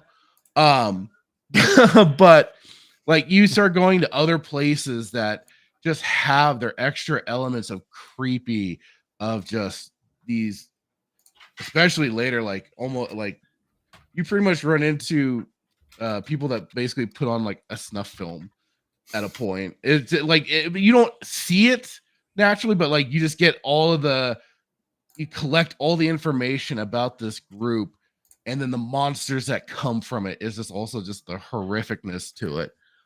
All the while, even though, like I said, you're playing like a pretty kick-ass, you could have a pretty powerful character built, but you're like traversing through these places, and you want nothing more than just to get through as quickly as possible, and not just get too freaked out by some of it. And especially when you're going, also when you're going through again another manor, which is just basically like a Halloween fun house, because you have things like illusionary mirrors that warp kind of distort the way you look at everything. It kind of again like weird like ways of like a mirror showing one thing, you interact with the environment, and then it flips to another, and you can actually walk through the mirror, going to the other parts of the rooms. There's an insane asylum inside there. There's a lot going on in the game, and I'm not doing it justice through my explanation, but the thing was too is that this game initially is probably amazing that it even got it released, because the game was broken as all unholy hell. It was built in the Source engine, which could be very hard for some people to work with. But thanks to some dedicated modders out there, we have unofficial patches that have helped like restore content, cleaned up the game, made it much more accessible and playable. At the time, yes, there were areas where like it was basically like called it was a hard stop, game crash, or like game you could not progress. So thankfully with things like that, and if you played certain times, yes, you could get through those areas depending on what you did, maybe a restart or something. Games can be buggy. but this one in particular. But it was just it has such a charm to it because again, there's everything else going on inside the world too, from the extra little side quests that you can pick up. Again, I'm always a freak about this, but like it adds to the character of the levels through the music. I love the radio station, Late Night with Deb. There's some pretty hilarious moments that I've even grabbed that because what's really cool too is they make it really easily and accessible through the game files, and you can just pull those music files of the radio station, and I've thrown them into like when I've played GTA 5, so I'll have them play as they come up and everything. So there's little elements like that, and again like there's also like the TV news broadcaster. Again, if you're playing as a Malkavian, you'll actually get to interact with that guy a little bit. So they have even like different. So it really encourages the idea too of extra playthroughs because you can get like different interactions with however it is you're trying to play it, and you do have some dialogue options. It is still very linear in the progression because you got it. It's just leading you towards their end goal. But you get to have some fun along the way. And like I said, there's just some creepy, again, ambiance, the setting, the way the dark shadows will play with your mind and everything. So it definitely has been one of those games. I still love playing through it. The mansion is always like like I said, it just was so well put together. And I had fun streaming it, going through it recently. So if you haven't, definitely check it out. That's a bit of an older game, right? A bit. I was, I think, early 2000s. Yeah, I was gonna say early. Yeah, if not late 90s, early 2000s.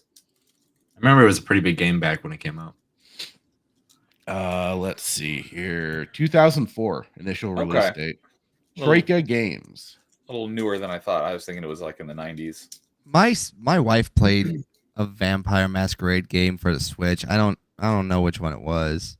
Yeah, they've had some other ones too, and they're like I said, like the with them trying to make a sequel, they kind of started like kind of like what Kojimbo did with Metal Gear Solid Phantom Pain. He then had the other section, Ground Zero, as kind of like that release spot. That's kind of what they've done with the Masquerade Bloodlines 2, unfortunately. And it's just been marred in kind of development hell, unfortunately. But like I said, that's the thing. Like the original game has this kind of charm, even in some of the jank and weirdness of the gameplay. But the storyline and everything is really just what uplifts the game, and all the different players that are the NPCs that you deal with. They all got their stake, and no pun intended, their own stake in the game of how they're trying to almost manipulate you to how to manipulate you to get you to doing certain things, and as you're just trying to make your own decisions. Also, like again, killer soundtrack. That you do have. The only thing that kind of sucks is some of the licensed music, but even some of that is pretty badass. So yeah, it definitely has been one of my favorites, especially for this time of year. All right. Yeah, I know a lot of people. I've heard that name a lot. Like I said, I don't know almost anything about that franchise. But they announced one a couple years ago, and I think it's been in development hell. Yep, it has been. Unfortunately, Vampire the Masquerade Bloodlines 2, right? 2, yeah. Yep. Yeah, one of the longest freaking video game titles. Right, yeah, they've got a little, and they've had like a bunch of different other ones. But yeah, like if you're gonna do it, like I'd probably say even like grab the GOG version, and because it already comes with the unofficial patch part of the installer, so it kind of saves you some time on that front. But you might want to get the updated versions of the unofficial patch because that'll help add in some extra things here and there and just clean up anything else. But okay, I'll play it as the devs intended, broken. There you go. I've done that. That's how I played the game originally. Fractured thinks he's a purist. I'm a real purist. Yeah, the ultimate purist right there, playing that broken game. Play it. No mods, nothing. I understand that. I get that. All right, Jason, why don't you complete our number twos? All right, so my number 2 is going to be cheating in a way, and the reason why is because the original and the remake both have their spot for this. If lighting and everything like that, the way we can see, that was back when the game originally came out. It would be the thing. I do like kind of big how they made the Ishimura as well, but my number 2 is Dead Space. I had figured that'd be on someone's list. Once he said Yeah. Ishimura, I knew what he was saying. Yeah, that ship being able to do everything and anything you wanted to do it instead of back when it originally came out, where it was like, oh, here's each of your levels by going on there and restarting everything up. Now on the remake, you have everything to do, and with all the lighting and with how terrifying all the monsters are, I mean, you're pretty much combining the Thing and Alien all in one, which I mean, that's just absolutely terrifying to begin with. So I mean, yeah, it's hard not to bring the game up and just think of like all the areas of jumping with all the anti-gravity scenes where you have no oxygen and you have to get to one spot and do a puzzle, and if you don't do it, you're dead because you can't breathe. Obviously, all the monsters having to take out each individual limb to take them out. Same thing with all the bosses. Trying to figure out how you're using not weapons but tools as your weapons, and you just realize, excuse me. But anyway, tools are your weapons instead of just be like, oh yeah, I'm gonna go find a pistol. Now you're using your plasma cutter because you're not a soldier. You work on the ship. You're not going to get a shotgun. You're going to get a line cutter. You're going to get a ripper, which is just magnets holding a saw blade, and you're going to cut things up to do things that way. So I mean, just the little things that they do, it's like, oh, that's clever.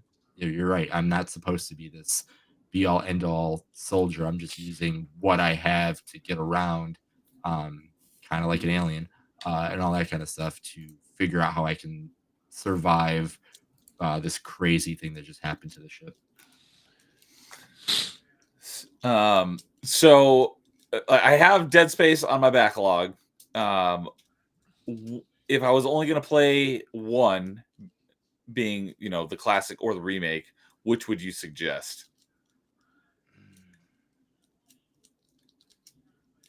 All right.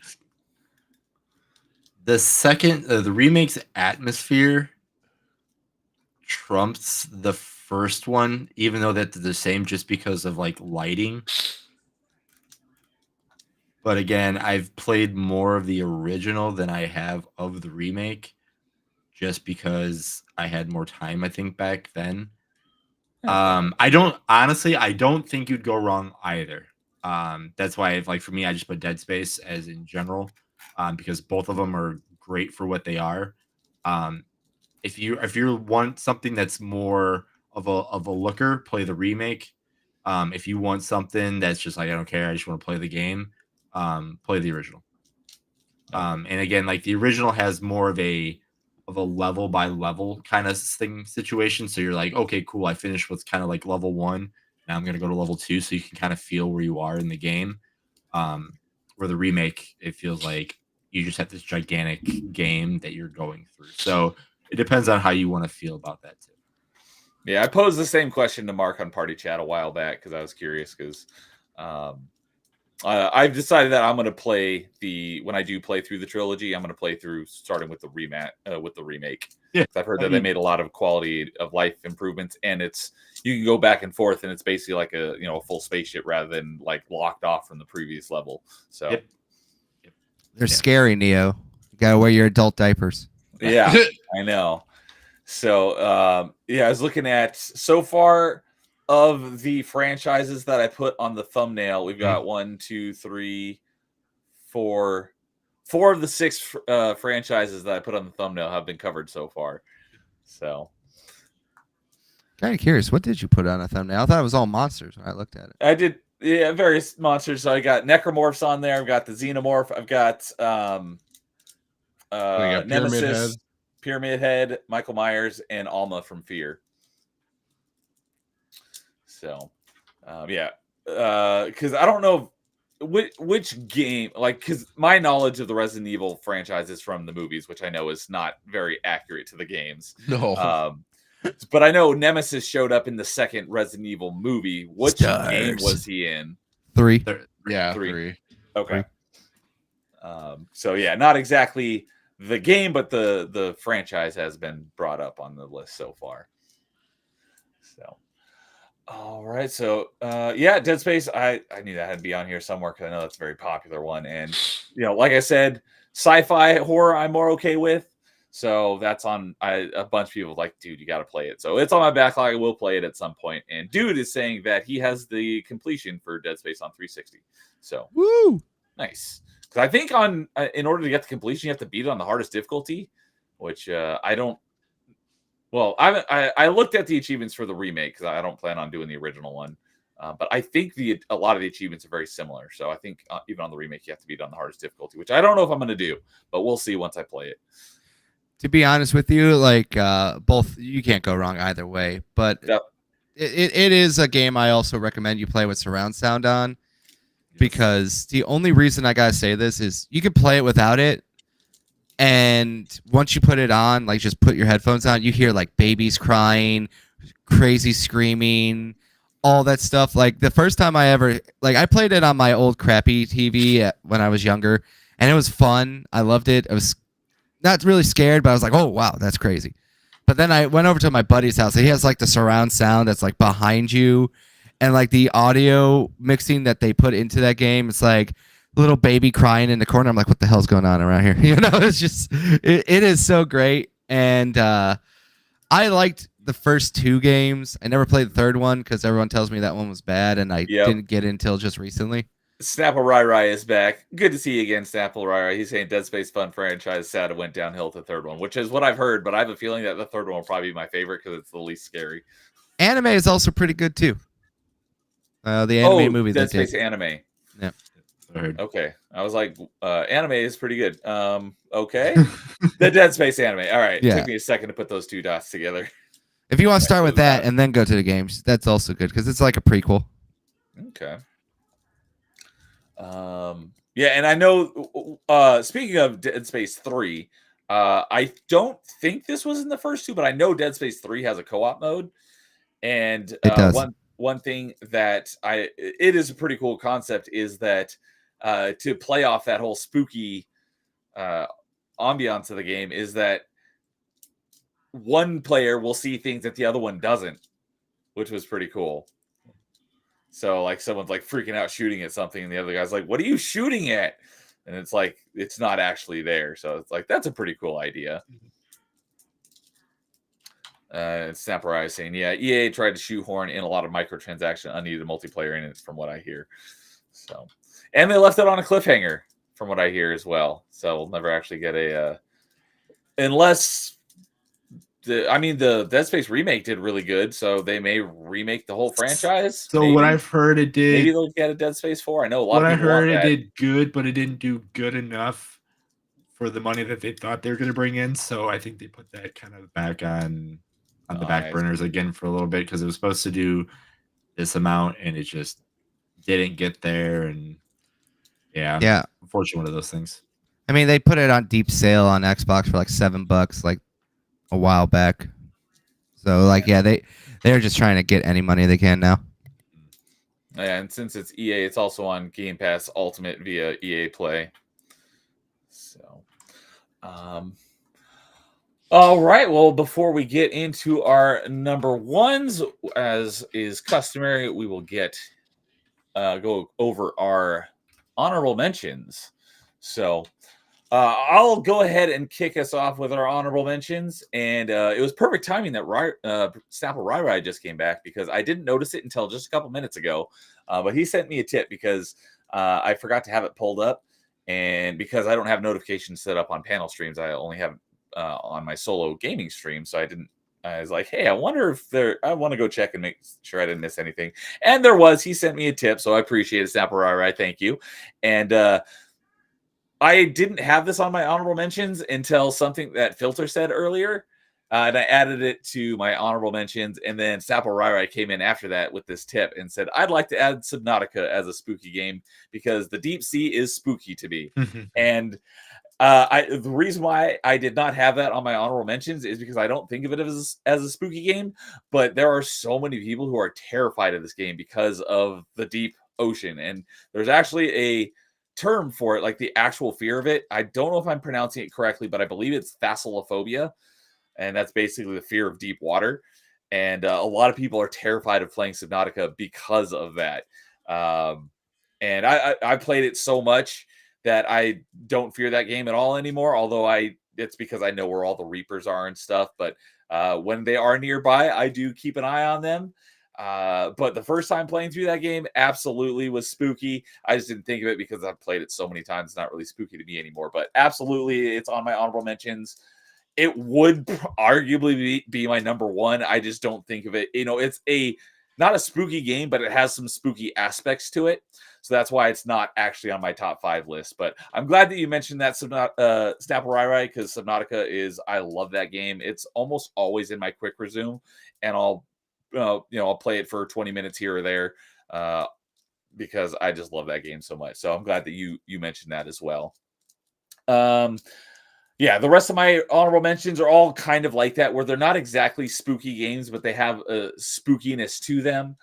And so another one is Super Metroid, or basically just the Metroid franchise in general. It's basically inspired by Alien.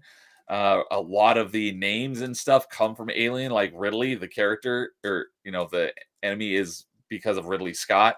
One of the things I was going to say while Filter was talking about Alien Isolation the other day, earlier, was I had an idea for an Alien Isolation game, and it's Zero Suit Samus without any of her abilities surviving while Ridley is hunting her down in a space station. Ooh. Like, that would be pretty cool game. I would totally be down for that. Make it a survival horror Metroid game, and whether you make it third person or first person, probably be scarier in first person, but I was like, that'd be a really good pitch for a spooky Metroid video game. You can honestly do that and still have her suit, because you can, like, obviously don't give her like the missiles because she's got to get her suit anyway, but lose everything. But just give her a morph ball so she can kind of go up into tunnels. And there's like certain puzzles you have to do to kind of go around as Ridley's looking for you. Just like, oh crap, I got to go to morph ball, do this, and all that kind of stuff. So yeah, it was just a random idea that popped in my head the other day. I'm like, that would be pretty cool. Or you could maybe even make that a mod of Alien Isolation, make it a Metroid Zero Mission, or not Zero Mission, but Metroid, and just mod it so that the xenomorph is Ridley. Another one is what I would say is the spookiest of the Zelda games, and that is Majora's Mask. Definitely has a darker tone to it than all the other Zeldas. Yeah. Although Ocarina of Time definitely got its spooky parts, like the Shadow Temple under the well. I mean, those creeped me out when I was a kid. I did not want to go and play those sections because that was creepy. But I would say overall, those sections were probably scarier than anything in Majora's Mask. But Majora's Mask just had an overall darker tone to it, so that's why I say Majora's Mask. Forest Temple 2 could be kind of creepy. Yeah. Are you talking about the Forest Temple in Ocarina of Time, or in Ocarina of Time? Like when you're the adult Link and everything going through it, like there's this. It is like another kind of going through a Halloween fun house, as you're also trying to like warp the aspects of the different places and get through it, and you got that creepy hand that'll if it attaches to you, will warp you to the beginning of the area. Those things are so freaking annoying. I hate those. Yeah. The what are they, ceiling masters? Because the floor masters like that, just run around on the ground. Yeah. But yeah, definitely I could see that for the Forest Temple as well. And then another one that's not a spooky game, but it is steeped in spooky lore with vampires and werewolves and stuff. And was my introduction to the Castlevania franchise, and that was Lords of Shadow, because I love hack and slashes, and they came out with a Castlevania hack and slash. I'm like, sure, I'll give it a try, and I really like that game. And it's on I want to go through and play it again, because I haven't played it in forever, and I'll probably play through it again before because I haven't played Lords of Shadow 2. I heard it wasn't anywhere near as good, but I do plan to play through it. But I want to play Lords of Shadow 1 again before I do, because that was a pretty good game. There's a couple things I had a couple gripes with, mainly in the DLC, but overall I thought that was a pretty great game. And dudes over on Rumble is saying that I played Doom 3 in pitch dark with surround sound. It was amazing. That was one thing I was going to ask you, Carl. For Dead Space, would you recommend? Oh no, that wasn't Carl. That was Jason. Would you recommend surround sound or would you recommend headphones? I mean, depending on what you want, but I mean, headphones, you're going to get a lot of just spatial audio to begin with. So, I mean, headphones are always going to be the best thing, but I mean, it just depends on if you want to wear headphones while you're playing the game, because you can do the same. You can get away with the same thing with like surround sound, but I mean, if you want like everything spatial, go with the headphones. But if you want to feel everything kind of spatial, go with just like surround sound. So, what do you feel comfortable with? Okay. So, all right. So I did have that right the first time because, Dead Space was Jason's, but I think Carl was the one who was saying play it in surround sound, right? Yeah. So, and then my street has no street lights and I have a basement. Metroid Isolation. That would be a pretty cool game. Outside the spiders, Twilight Princess doesn't have much in the way of spooks. Yeah. So, not that kind. Sakurai is saying, ironically, I enjoyed Subnautica despite being fearful of it. Yep, I love it. It's one of my favorite games. I love that game. And the Redeads in Ocarina were freaking terrifying. Those scared the crap out of me as a kid. And then your Link is literally paralyzed with fear when they make eye contact. First time I felt disturbed thinking that they were the only villagers in Hyrule. So, all right. Who wants to go next with their honorable mentions? I can do real quick. Like I said, my Alien Isolation was gonna be it was really close to being my number 5, so that's there. One that we have on our title, but Alma in Fear, that little child scaring the bejesus out of me climbing down that ladder as we were escaping the one scene. I hate her for that. I've only played the demo of the first Fear because it came with the official Xbox magazine. I was like, nope, I'm good.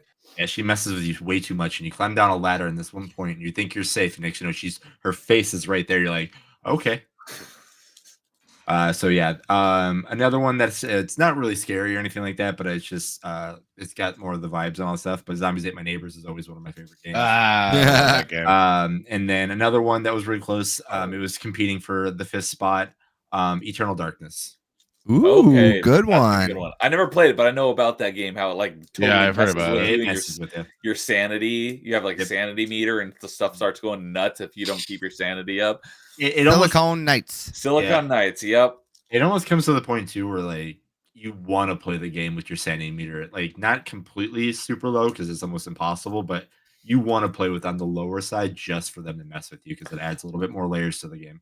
Oh, something else that I heard about that game is there's a secret difficulty setting in that at the beginning of the game you pick some item. It's like red, blue, or green, and those are actually the difficulties, and there's nothing indicating that. So if you pick the wrong one, the game's gonna be way harder for you. I could be getting it mixed up with another game, but no, you might be right. Yeah, no, I know you picked because each gem color or whatever, or each color has to do with something on that, and I know you mess with that. So yeah, each thing because there's a blue, there's a green, there's stuff like that. So yeah, you're not wrong on the game. I just didn't know that was the difficulty. Yeah, I heard that each one of those, which one you pick, will determine how the game plays out, and if you accidentally pick the wrong one, the game will be unintentionally way more difficult. So if you do play it and it's too difficult, maybe go pick one of the other colors, or if you are planning to play it, make sure you know which gem does what first. Just so if you wanted it in an easier time, or if you wanted to go straight into a harder game, you can know that ahead of time and which color you want to pick. I never knew that. Another cutesy one that I didn't even think of, and I didn't think I would like it at first, but my buddy got me to buy it on Xbox Live Arcade way back because he was a big fan of it, and once I actually got into it, I really enjoyed it. I still have one achievement that I need to go back and finish, but that is Plants vs. Zombies. Mhm. So, Filter, what are your honorable mentions? Yeah, so my honorable mentions, and despite the claims, there are the occasional remake I do like, and that Oh, and that Lies. it's the System Shock 1 remake, which I really did enjoy. They definitely like there if you play the original, at least for me, I didn't get quite the spooky vibes out of it. Uh but you play the remake and they definitely leaned in hard, especially thanks to the sequel. They leaned in more on the spook volume of it all. My one, I'd say, like a little complaint that I had initially was I didn't quite get to hear the soundtrack kind of like you used to. But I would have liked the original to be kind of included, kind of like what Resident Evil 2 remake did, where they allowed you to select the original soundtrack. But I'd just have to say, like, they did such a fantastic job, even though it was originally mired in a lot of developmental troubles because it was a Kickstarter. I actually went in on it because I was really excited for it. They initially put out a Unity demo, and it was looking really impressive even back then. I'm like, oh my god, because like to me, I was like, all right, you guys have presented a demo of the first probably the first section of the game, and you're on the right path. Fast forward, they get their money, they start doing things, they get a little too their artistic side gets a little too big, and they decided they want to start expanding areas, adding this, adding that. Like, no, please don't. Well, you have to, all we're asking for is for you to remake the levels in the game, but in current day graphics and the gameplay mod, because they released the system. Night Dive was the one behind it, and they released the System Shock Enhanced Edition, which modified the controls to be more for like WASD movement controls with the mouse and everything. So I was like, oh, okay, they've got some of the core mechanics built in, and like I said, I thought it was all working. It was a bunch of developmental bullshit. Thankfully, somebody cracked a whip somewhere down the line, and they got the game on path, on course, and everything. And they brought back the original voice actress for Shodan and everything. And I played through it. I like I said, I bought in on it early. I got the GOG version, played it, loved it. I did it as a Rumble exclusive. It's still over there. You can check it out. But yes, despite popular opinion, there are the occasional remakes that do make it through my filter of excellence, and if it really makes it there, and I they felt make it that through your fractured filter. exactly. But Good one. So I thoroughly love the game. I got through it. I beat it.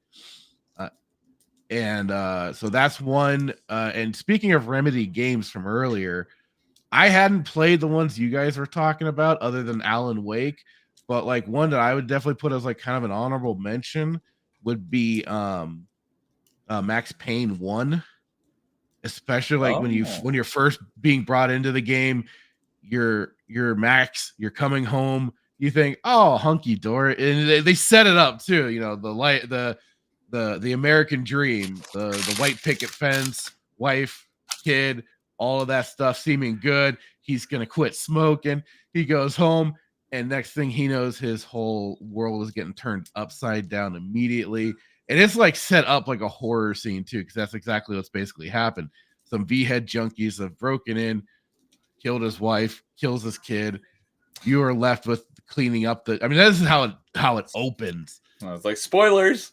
But yeah, this is how it opens. This is what gets you into it, and then it's just Max who then goes full on. He's a undercover, and there's a then throughout that game he's tormented by what happened.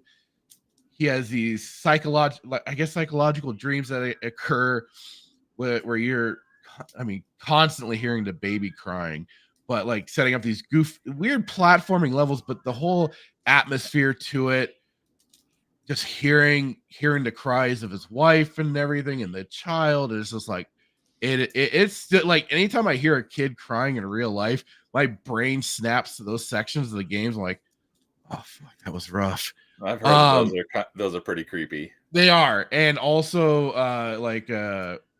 Jack Lupino, who's like this. He's a turbo like junkie, but like he's a mob boss who's running a lot of things, and you go to his club, and he is just going on a psychotic like cult leader rant. The flesh of fallen angels.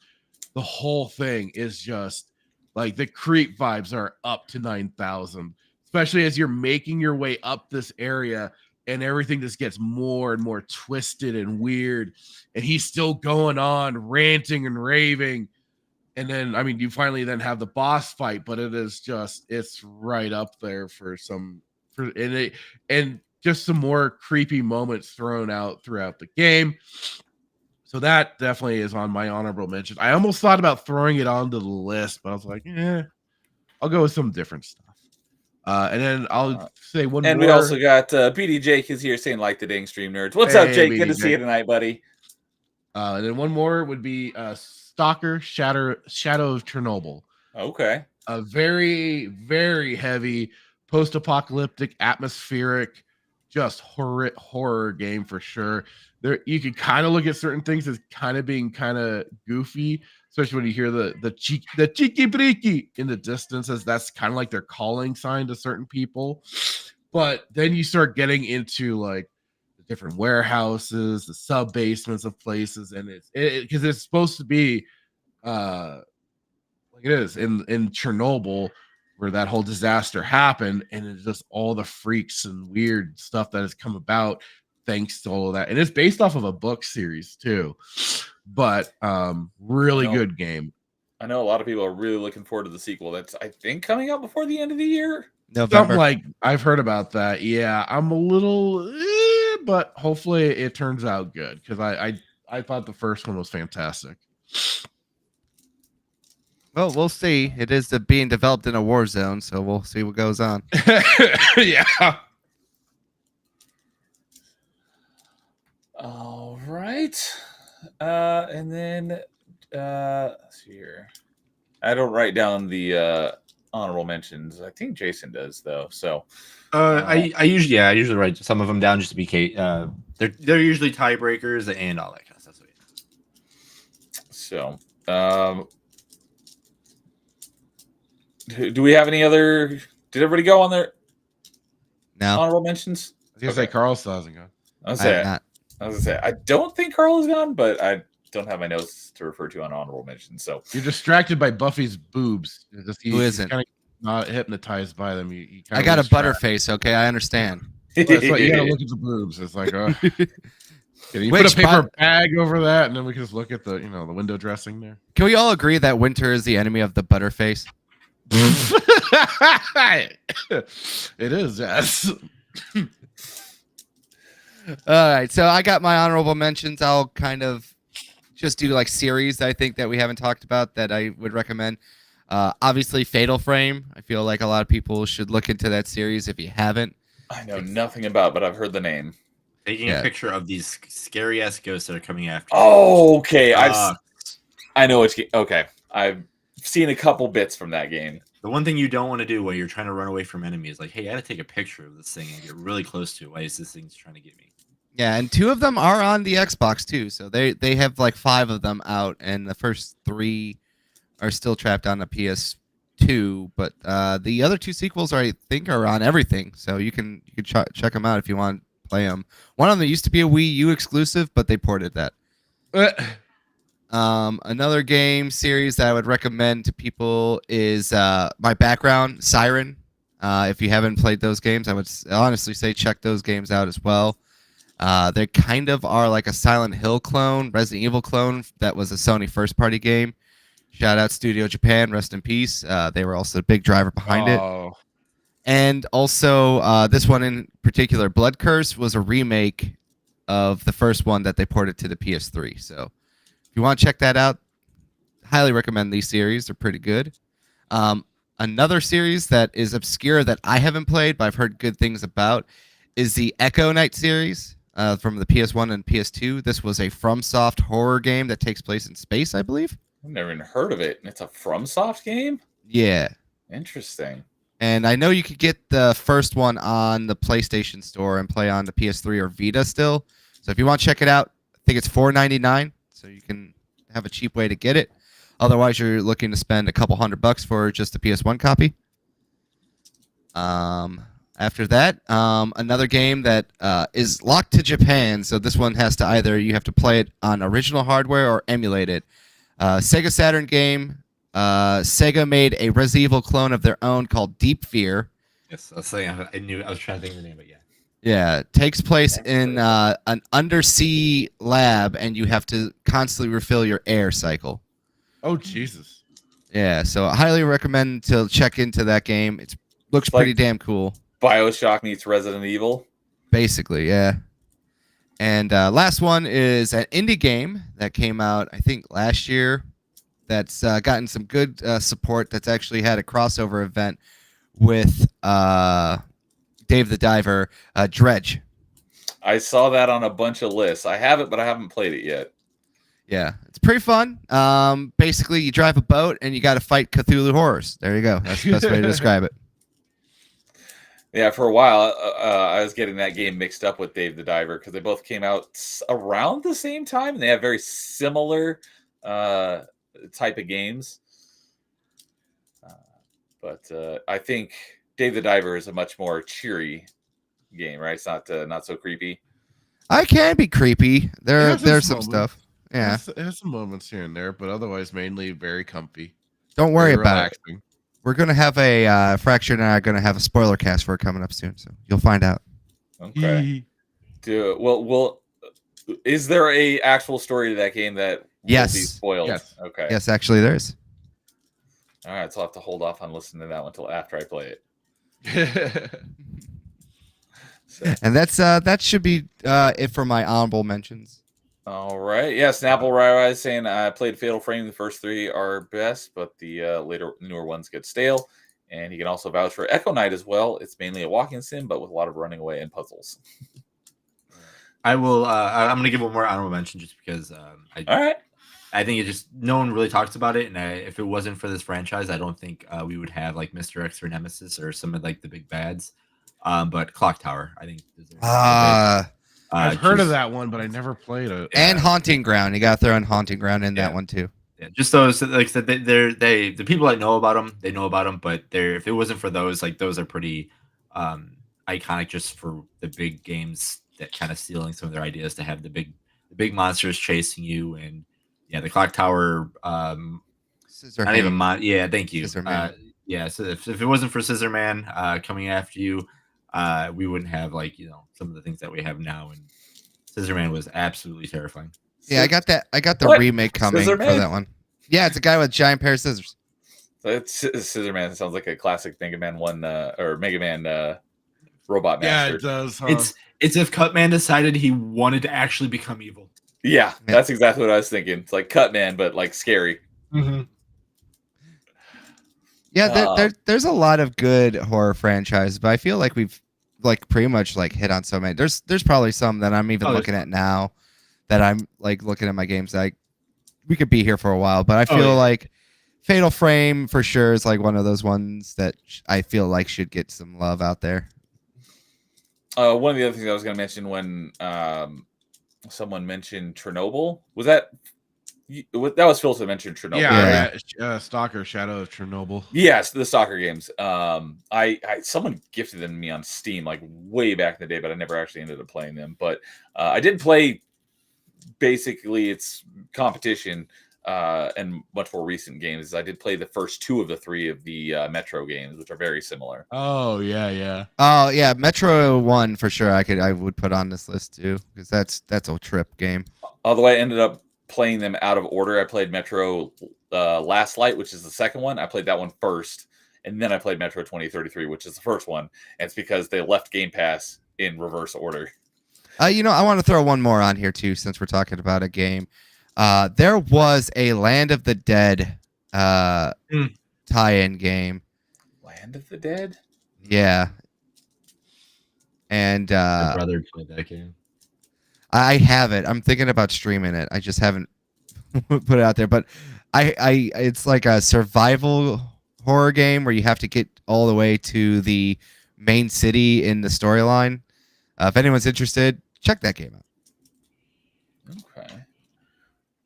And dude is saying Fatal Frame 1 and 2 were on original Xbox. Yes, they were. And then Snapple is saying, anyone mentioned Kuon? It's a FromSoft game taking place in a haunted feudal Japanese castle. I don't have Never- $1,000, so no. Oh, is it one of those like super Yeah. collector items? That one and Rule of Rose are like my two grails. So Okay. I need to grift more on Twitch and beg for money. Maybe you could trade your Panzer Dragoon for it. No, these are games I can't sell because I'll never get them back. So yeah, I've Like- never even heard of that one. Kuon. Kuon is like one of those rare ones. It's like that, Rule of Rose, and a lot of people put the Haunting Ground up there with it, and There Will Be Blood. Or Blood Will Tell. Sorry, Blood Will Tell. Say, There Will Be Blood, I think, is a movie. Like those are like some of the more expensive, sought after, really good original PS2 games. Okay. All right. Well, that will get us into our number ones to finish off the stream. So that is about 3:10:40. So, all right. Anyone dying to go first on their number one? I want to hear Fracture go first. Let's hear him. I can go first because my game was kind of mentioned already. I'm going to kind of twist it in a way because I wanted to. Obviously, my favorite game of all time is Resident Evil 2 and Final Fantasy 7. So Resident Evil 2 is going to be my number one. But because Resident Evil 2 is mentioned, I'm also going to throw in RE Remake on the GameCube for that. So I'm going to talk about that one. Yeah. And the reason why I'm going to throw that one on here to talk about that one a little bit more is because of two monsters, and that is the Crimson Heads. Because F you, Crimson Heads, thinking you could remake enemies that were already dead and scare the crap out of me. And only way you can get rid of them is to burn them, and that's it.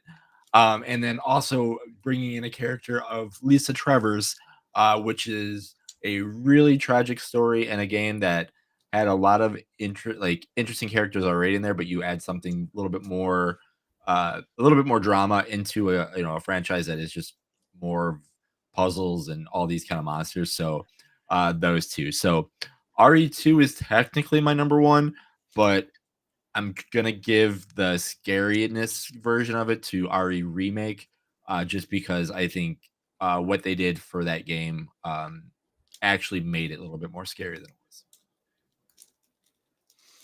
Nice. Okay.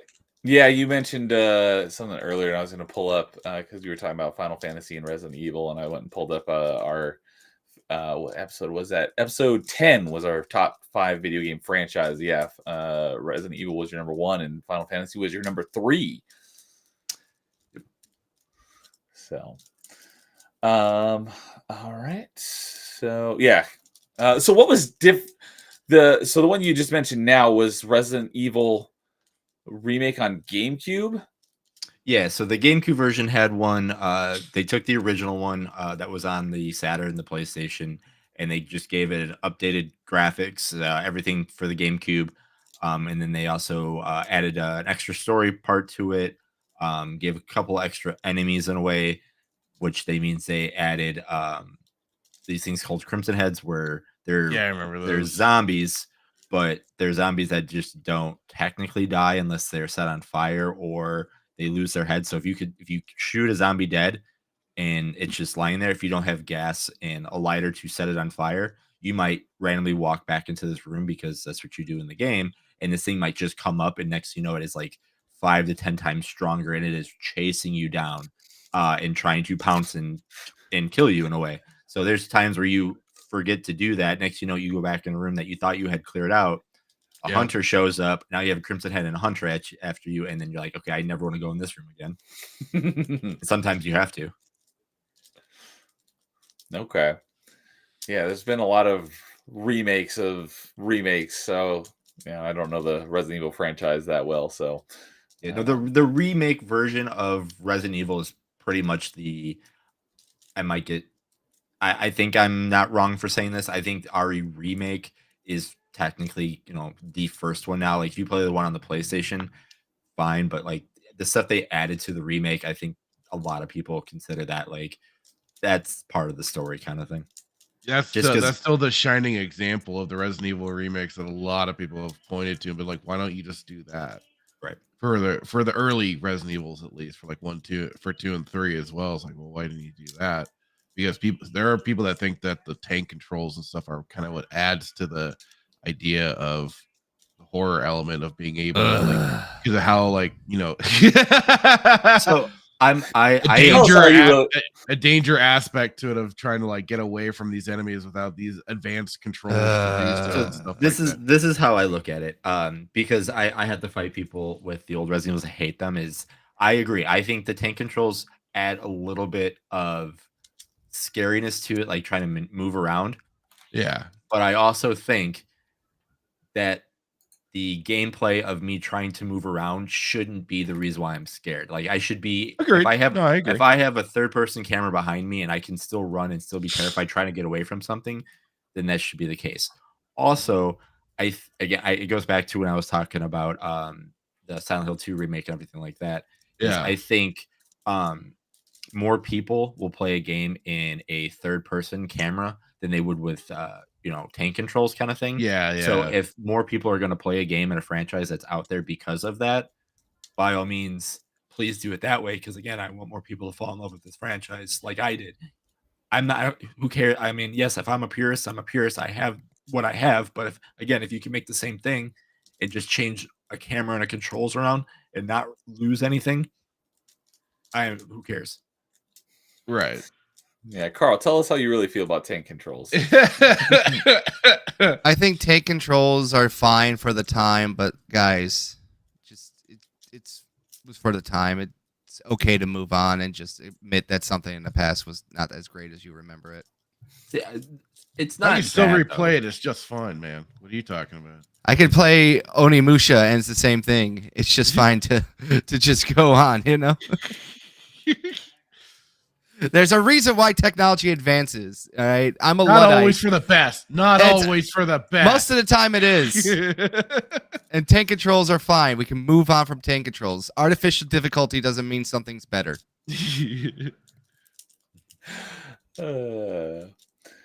All right.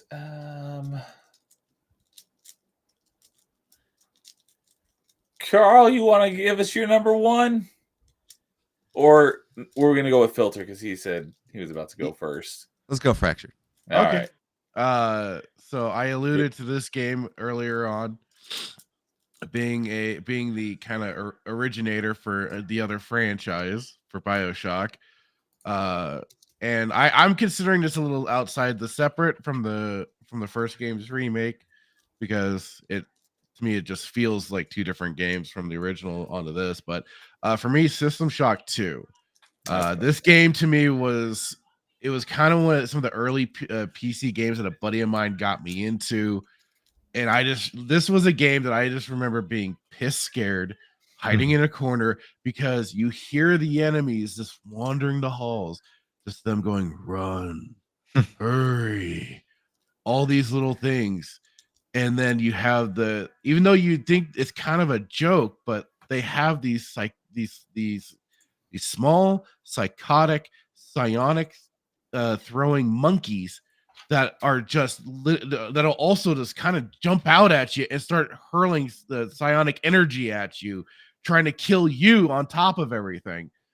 Oh my god. But like the thing is too is like you have this killer soundtrack that is very electronic synthwave music kind of blaring at you a little bit, but it just is adding to it. The thing is too is if you just turn that down a bit to where the music is just a little more towards the background, it just elevates things even more for how creepy, how psychotic everything is that's going on.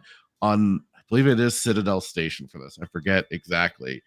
I wish my brother was still awake because I'd ask him. What game is this? I missed it. System Shock 2. Oh, System Shock. Okay, for some reason I didn't hear that. And Ken Levine has basically been copying and pasting what he took part in from this game onto the BioShock series and so on, because there's a lot of the same gameplay mechanics and stuff like that going on. Just replace the psionics with plasmids and stuff like that. The big twist reveal. This was where they first kind of did audio logs. They're kind of like more like phantom logs and stuff like that, because you'd run into the, thanks to like all the manipulation that had gone on. And even though it's an old game, and I'm sure there's enough people that know the twist to it, I don't want to give it away. I Because don't. it is such a big moment in the game, and especially like I was going into this game not knowing about, the original. I hadn't known about it. I hadn't known about the story, so it was just suddenly like, holy crap, what is going on here? It is a great like moment in the game, and I even rewatched the scene recently, and I just got the goosebumps of just as the whole thing is playing out. I just thought it was wonderful again. And it, like I said, just the atmosphere that you're on. Again, it's all claustrophobia, all these tight corridors. It's about the sound design, which was I thought really good for it, because again, you hear the voices, you hear the enemies stalking the hallways and everything. You know they're nearby. You still know how nearby they are. And so, like it was, and especially like you're starting out early in the game, you don't have a whole lot. Depending on what kind of if you pick soldier or the psionic class, stuff like that, you might have something to go for, but it's got those kind of baked in RPG mechanics. So you're trying to figure out how to survive in this environment. And yeah, so it's definitely just one of my top games of all. If there's, and it's like if you want to play like the true, like you could play BioShock, but go and play System Shock 2, because it's going to be a way better experience. Especially then too, like Night Dive is going to be putting out an enhanced edition of System Shock 2. So they'll probably clean up some of the controls and stuff like that. I think they're still fine. And there are also some great modders out there that are like, they're doing their own like HD remakes. But I'd still say even just play the original. The original is perfect the way it is. Yeah. Worth the playthrough. You might want some background, but at the same time, going in blind could just be another fun experience of like, oh my god, what am I walking into here? Because you start getting little hints of everything, and for the moment, you kind of get an explanation of what happened from the previous game to know how things carry over. So I just thought it was just magnificent for me. It's a hell of an experience, but it just, and also unfortunately, because the game was kind of rushed towards the end, the ending is a little baked in, but at the same time, it's classic at this point. And it's given the situation, it's also kind of hilarious, but like you're just like, oh my god, I can't believe that just happened. So again, I won't spoil that either. I'll just say, give it a go. It'll be worth the time for sure. Yeah, I was I thought that Night Dive just put out the remaster of the second one. I looked it up because I was like, that just came out earlier this year, but it was the first one. They're working. Yeah, on that was the remake was the first one. They also, like I said, they did an enhanced edition of the first game before they did the remake of the first game. I think kind of testing the waters and maybe see the popularity of it and stuff. And now they're going to be putting out the enhanced edition of the second game. People, I think, are wondering if they're going to do a remake of System Shock 2. Who knows? Hopefully they have a little more of their shit together this time around. Also, they were allegedly planning System Shock 3, but that's been really quiet since the announcement. So okay, so there's the enhanced edition and there's the remake of System Shock 1, yes. Oh, okay. So those are two different things. Yeah. Gotcha. All right. So going back on the previous topic, dude says that the game has to be designed with tank controls in mind. Yeah. And he also says, would you kindly play System Shock 2? Wait, wrong game. All right. Well, I think I'm going to go next so that Carl can finish us off with an actual spooky game. Because as I've said many times, spooky isn't my thing. So my number one is an action horror, and it's full of demons, but it's not really a scary game.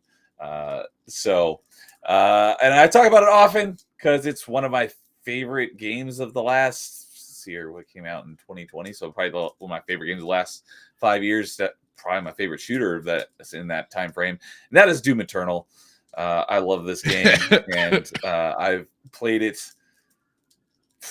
Probably the only other thing that recent game that I played that many hours since in the last 5-ish years or so is probably Subnautica.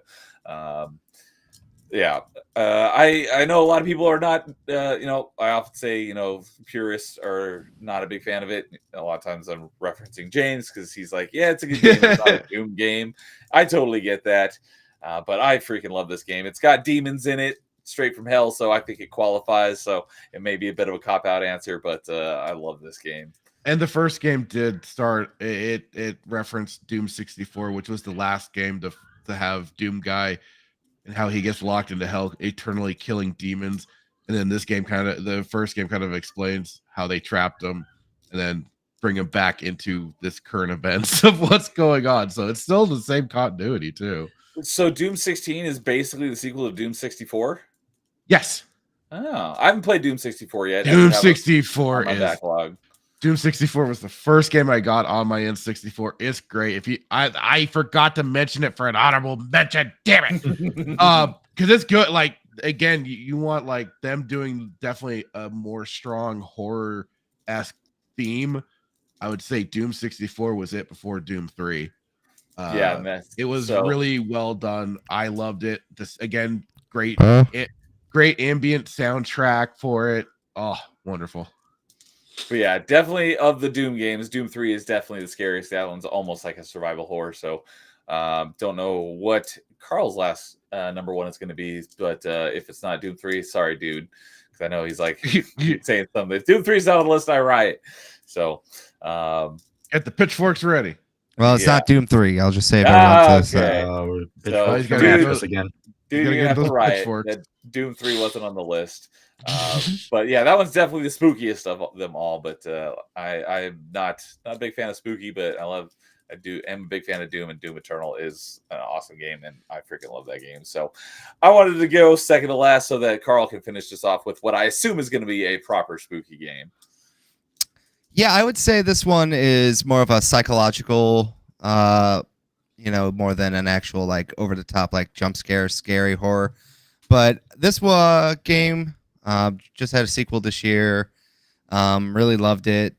The original, we loved the sequel, but the original I think is much more thriller, psychological thriller. Thank you. I'm kind of tired, so I'm stumbling. But I want to go and give a shout out to Hellblade 1 as my number one spooky game, because specifically in the first one, like the second one is kind of more leans away from some of the more like psychological aspects and kind of goes with more of a action, more like oriented route. But this one is just like pure from like the word go. Like you got to have your headphones on, you got to hear all the voices. Obviously Senua, she suffers from a psychosis where she hears voices and see things, and that plays into the whole part of the story where they think she's a witch, because she's not right in the head. And she goes on this trip to try to revive her dead husband, and the entire time is just a deep dive into what is she experiencing like actual Norse mythology, or is she just experiencing voices in her head? The art direction in this game is very gothic, very dark, very brutal. There's a lot of crazy scenes where like Senua is having just like these breakdowns of like things running up her body. She's carrying around her dead husband's head, and it's like breathing, and she's looking at it breathe and everything else like that. And just a very short period of it's a short game, obviously, so you could get through it in a day, and it's just like one of those classic really good movie type games with like linear puzzles, okay combat, but like the story and atmosphere is just 10 out of 10 right there alone. Yeah, when you mentioned Dead Space earlier, you got to play with headphones. I the first thing I thought of was Hellblade, because someone told me like when you play Hellblade, make sure you have your headphones on. I'm glad that I did that, because that definitely pumps up the atmosphere in that game. Yeah, there's a part later, like it's really close to the end of the game, where if you're in the dark without like a torch or something for too long, like I don't know if it actually will kill you, but I think it does. But there, like the music starts ramping up if you're in the dark too long without getting to a torch or something, and it's really creepy. And at the beginning of the game, it totally messes with the player's head, because it tells you basically there's permadeath if you die too many times. Yes. There actually isn't, but it tells you there is to mess with you. Well, there's also the voices in your head will like also laugh at you and kind of try to confuse you. So they'll be like, duck. And like if you duck, they'll laugh and be like, there's nothing there. And it's like it's just that constant, like these voices like going like, we're going to die, aren't we? We're dead. We're so dead. Why are we even here? They are dead. And it's just like I said, it's someone from the artistic viewpoint of what they're trying to, tell this story through. I'm stumbling through words. But like it's just like you got to play the game. You got to see the art. You got to fight the bosses and everything else like that. It is creepy. It's not like an action RPG. It's not like it's not even tank controls. It's very measured in its response, and it's simplistic combat, but it's also not like the easiest combat too. Yeah, I really enjoyed the first one. I haven't played the second one yet, but I am planning on playing through the first one again before I play the second one. Yeah, I don't want to spoil too much of this one. It's cheap. It usually goes on sale for like $5 now. It's on everything, including the Switch. Like if you haven't played this, if you haven't played it, I highly recommend that you play it. Yeah.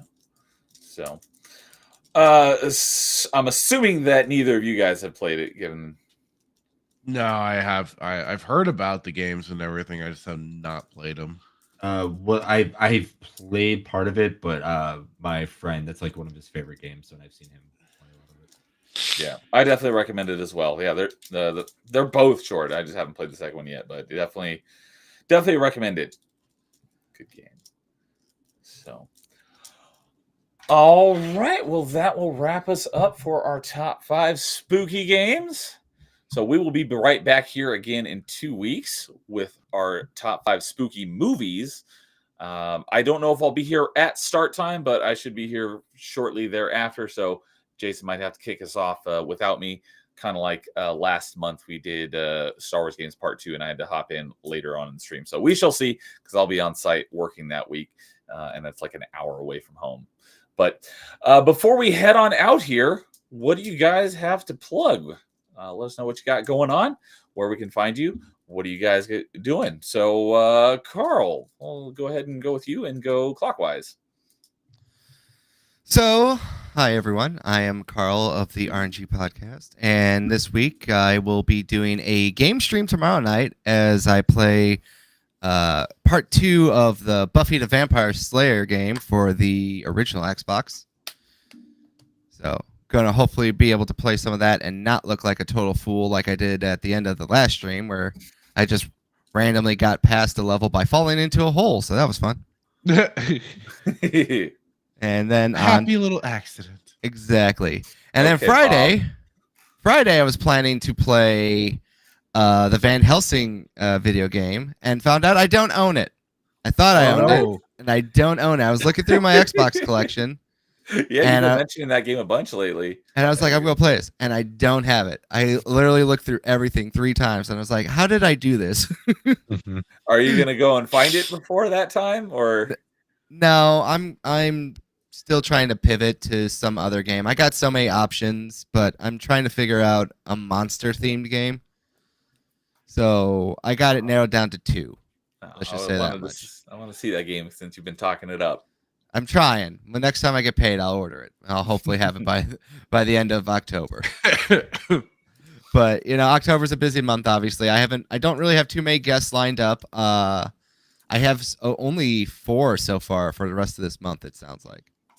So, but besides that, I also have an early edition of the podcast that will be at 11 o'clock 11 a.m. on Saturday, and my guest will be Wilmy Hood.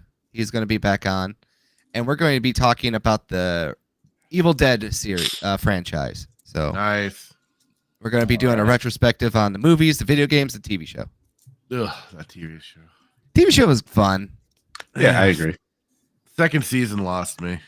Yeah, I don't know that the one fight when he's fighting the monster's The butthole. cadaver. Yeah. Yeah. That was. Yeah. I I love like, that.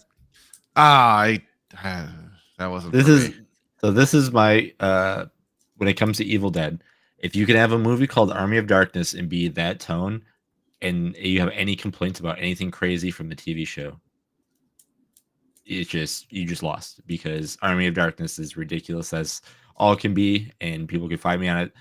And I understand like how the TV show can do stuff, but again, if you They're all over the top, man. Even Evil Exactly. Dead 2 is over the top. He goes I into kept- a room and a deer starts laughing at him. He starts dancing with a lamp. All right.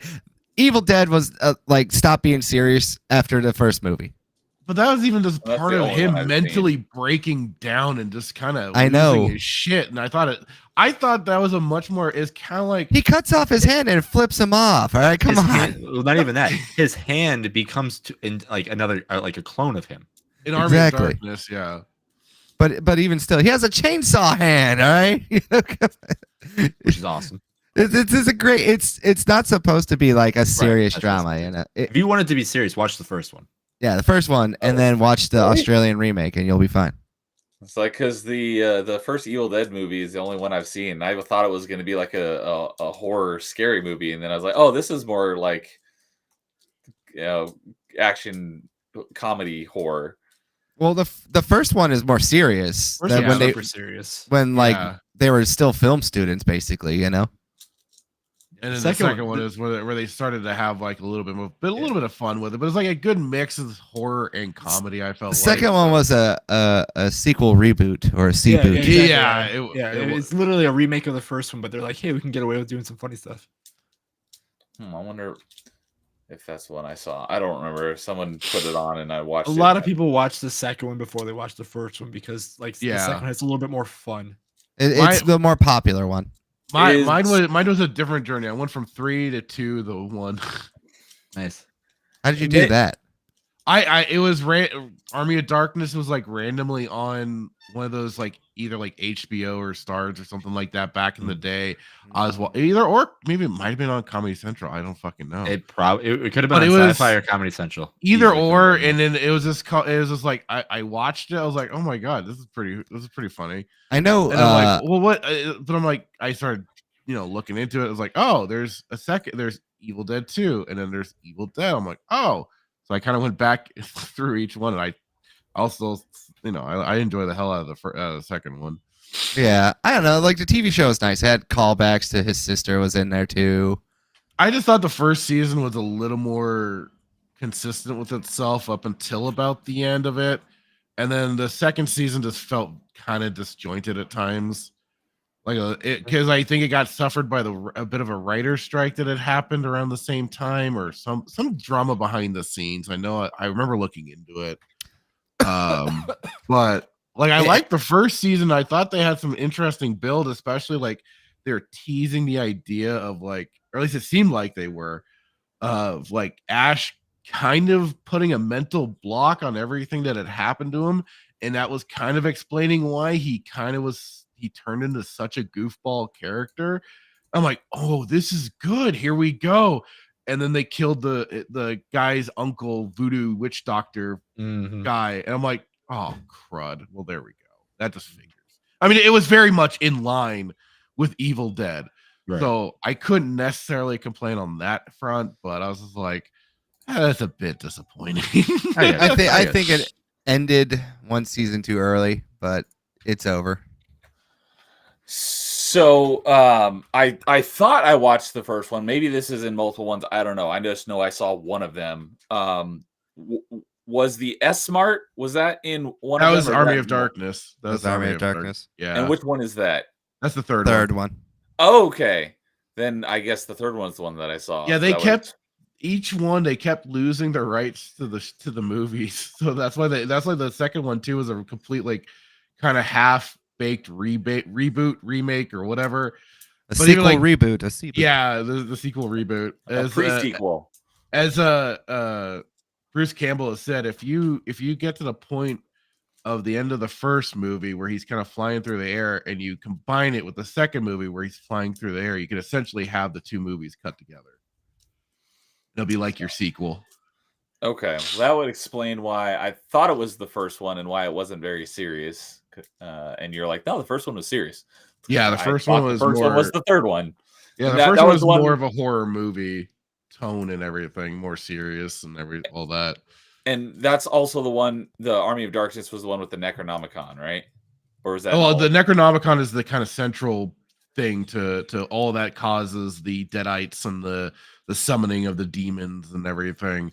So the Necronomicon is this consistent thing throughout each of it, Okay. and that's like I said, it's the Book of the Dead. It's what can help summon the demons, and that's like if that's where you saw Ash fight a clone of himself. Yeah, that was the third movie. Okay. If you remember them going back into like the medieval time kind of Yeah. thing, that's the third one. If you remember them in like a I'm sure, man, I can't think of like a woods house and going underneath the underground with the bloated lady, that's the second one.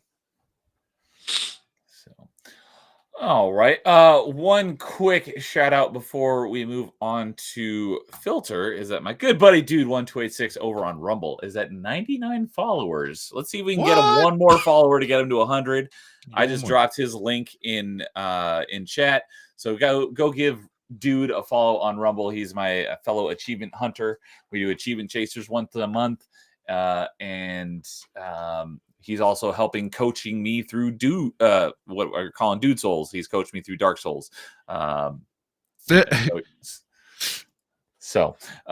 talk about that in a moment. But yeah, let's see if we can get him one more follow and get him to 100 followers on Rumble. That'd be awesome. I'm sorry, dude. I'm already following you. I can't add to it.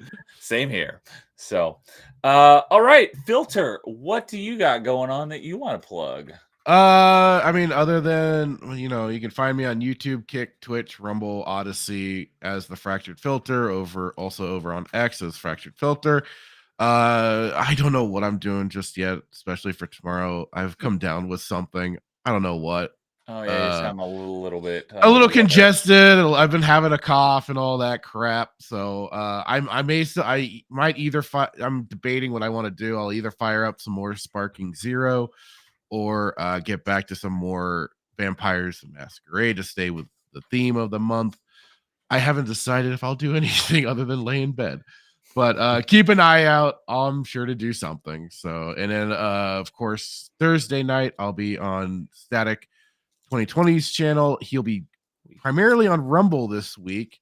Oh, so that's right. Follow him over on Rumble because we are going to be diving into Pizzagate. So that if you're ready for a dark, twisted rabbit hole to go down, that'll be the time to do it. And we're gonna be over on Rumble for it because YouTube won't like that.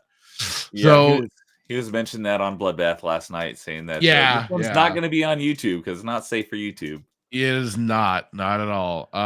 And of course, Saturday Night Sith, same bat time, same bat channel, 4 p.m. Mountain Time, 3 p.m. Pacific Standard Time. What we're gonna be probably doing on that is doing a bit of a catch up and dive into all the Sweet Baby Inc. drama, what's gone on recently, just kind of do our own little catch up because it's been a hot minute. And hopefully we'll get to Stargate this week, which will be the Spirits episode. We've been kind of putting this one off a bit, mainly because it is kind of a dud episode, but it is what it is. Which episode was that? Spirits is the one where they basically run into the Native American That's what I thought. planet with the I don't know if this is Naquadria or Naquita. No, or it was Naquadria. some new. Naquadria doesn't show up until season 5.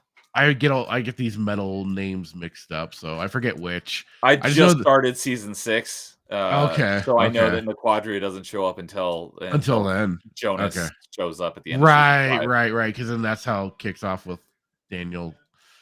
Okay, yeah. So yeah, they discover new metal. They gotta deal with aliens. You know, it's a very fillery episode, but it's entertaining. Otherwise, that's all for now.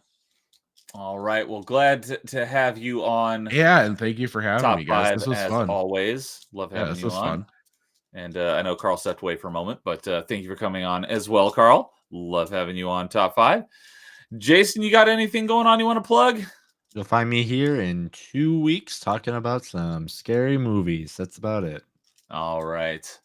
As for myself, so I have been doing, as I just mentioned, Dark Souls with Dude. I'm calling it Dude Souls on Wednesday nights, and he's helping coach me through Dark Souls. We're not doing that tomorrow, though. Taking the night off because I'm going to go have dinner with my mom. And that was really the only day this month that worked. So no Dude Souls tomorrow, but we will continue with Dude Souls next week.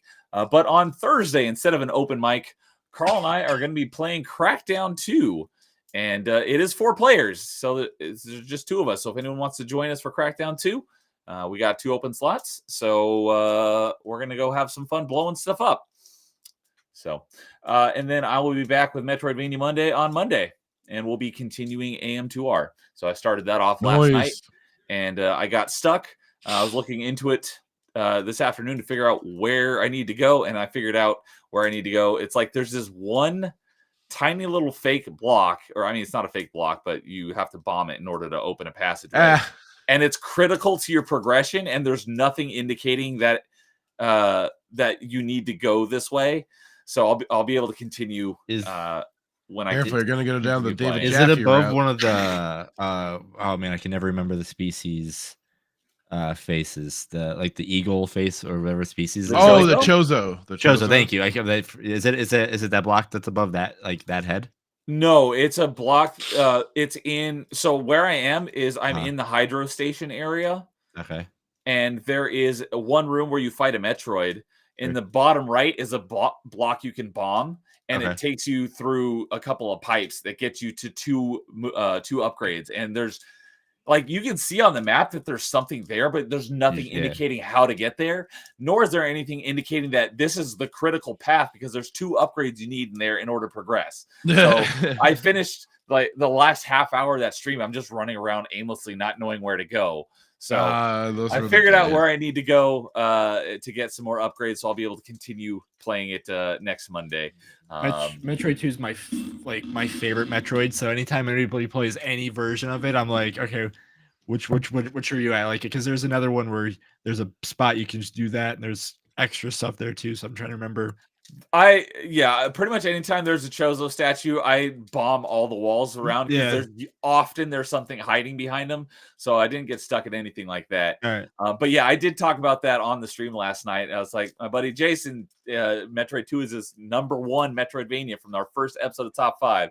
Yep. So I started AM2R for the first. Well, I've started it twice and played it for like 10 minutes each just to see how it is. This is my first time starting and actually going to be playing through the whole thing. So it's so fun where you actually just like you're hunting the Metroids. Like you have them on the bottom. Like, all right, I got to get you all. And so I was going to ask you, have you played all 3 versions of Metroid 2? Yes. Okay, I figured as much since it's your favorite Metroidvania. Yeah. So, and I was talking to Dude last week because he wrote the achievements for Metroid 2 on Retro Achievements for the original Metroid 2 on Game Boy. Oh, so nice. He was trying to convince me to play Metroid 2 first. I'm like, I'm going to start with AM2R and then I'll play Metroid 2 later. But I wasn't planning on playing Metroid 2, but I was like, I got to play it at some point. And he convinced me, especially since he wrote the achievement set back in the day. And I think he said it was his very first achievement set he ever wrote. So I was like, okay, I will do it at some point, definitely, but I'm going to start with AM2R. Oh, man. And the simplicity of the Game Boy music for that Metroid game is so good. Like, I'm humming all the songs like in my head right now. I remember wasting so many batteries trying to play that game. Heck oh yeah. my god, I played that before Super Metroid. It was so much fun, man. Yeah, so like I said, I haven't played the original Metroid 2 before. This is my first time playing any version of Metroid 2. But man, there's so many areas in AM2R. I was like, man, this music is fantastic for a fan built game. So, and then once I'm done with AM2R, I'll move on to Super Metroid, which I haven't played in a very long time. So I'm looking forward to playing through that again. And same with once I get through that Metroid Fusion, which I also haven't played in a very long time. So looking forward to playing through all those again. But it's gonna take a while, as I'm only playing this on Mondays. And then next week we'll be back with this time next week will be next episode of Party Chat. And I think Jason's the guest host on that one. Is that right? Or you? Yeah. I think I am. Yeah. I have you down as the guest host never for mind. Party Chat next week. Yeah, you will see me next week. That's what I'm doing. I'm here next week, and then you'll see me in 2 weeks on back here as well. Now that Party Chat's moved to Tuesday, all the people who couldn't come on Saturday, I'm having on my Angry Canadian, Fraction Filter, Jason. Yep. So Jason's going to be on Party Chat on the 15th. And then Dude is going to be on Party Chat on the 29th, the last one of the month. Nice. So, so that will do it for tonight. Thank you guys for joining me as always. Absolutely. Always a pleasure. Love hanging out with you guys. And everyone who came in and chat for any period of time, thanks for hanging out with us. Appreciate you guys and girls, as I saw Kay was in there earlier. And a shout out to Stapple Rai for another tip. So I appreciate that. That'll go on the wheel for my next roulette stream, which will be on the 24th, to catch up with all the tips that I've gotten since my last roulette stream in July. So appreciate any and all support, no matter how much it is. And I almost forgot. Thank you for reminding me, Jason. Before we bid adieu, why don't you tell us where the rankings are? I almost forgot. No, you're I knew we were missing something. Yep. Nah, I was like, we're doing this for okay, cool. I'll wait. So our top 5 for as a collective group, I had to cheat a little bit because not a lot of overlap. Not all overlap, but so number 5, because again, it was my 5th one until we just started the show. So we're gonna put number 5 is Alien Isolation, because it was my top honorable mention. It was on somebody's list, and it was gonna be it was number 4. Yeah. So we're putting Alien Isolation as number 5. And then after that, System Shock be number 4, but tied for technically number 2. Doom Eternal, Hellblade, all tied in the same area. And then our number 1 is Resident Evil 2. That makes sense. So, all right. Well, thank you for always keeping such great notes on that, Jason. And let's see, is it going to let me do it this time? Every time it says it's supposed to be there and it's not. So last thing before we go, let me just make sure that it's still, because I'm going to send you guys over if they are.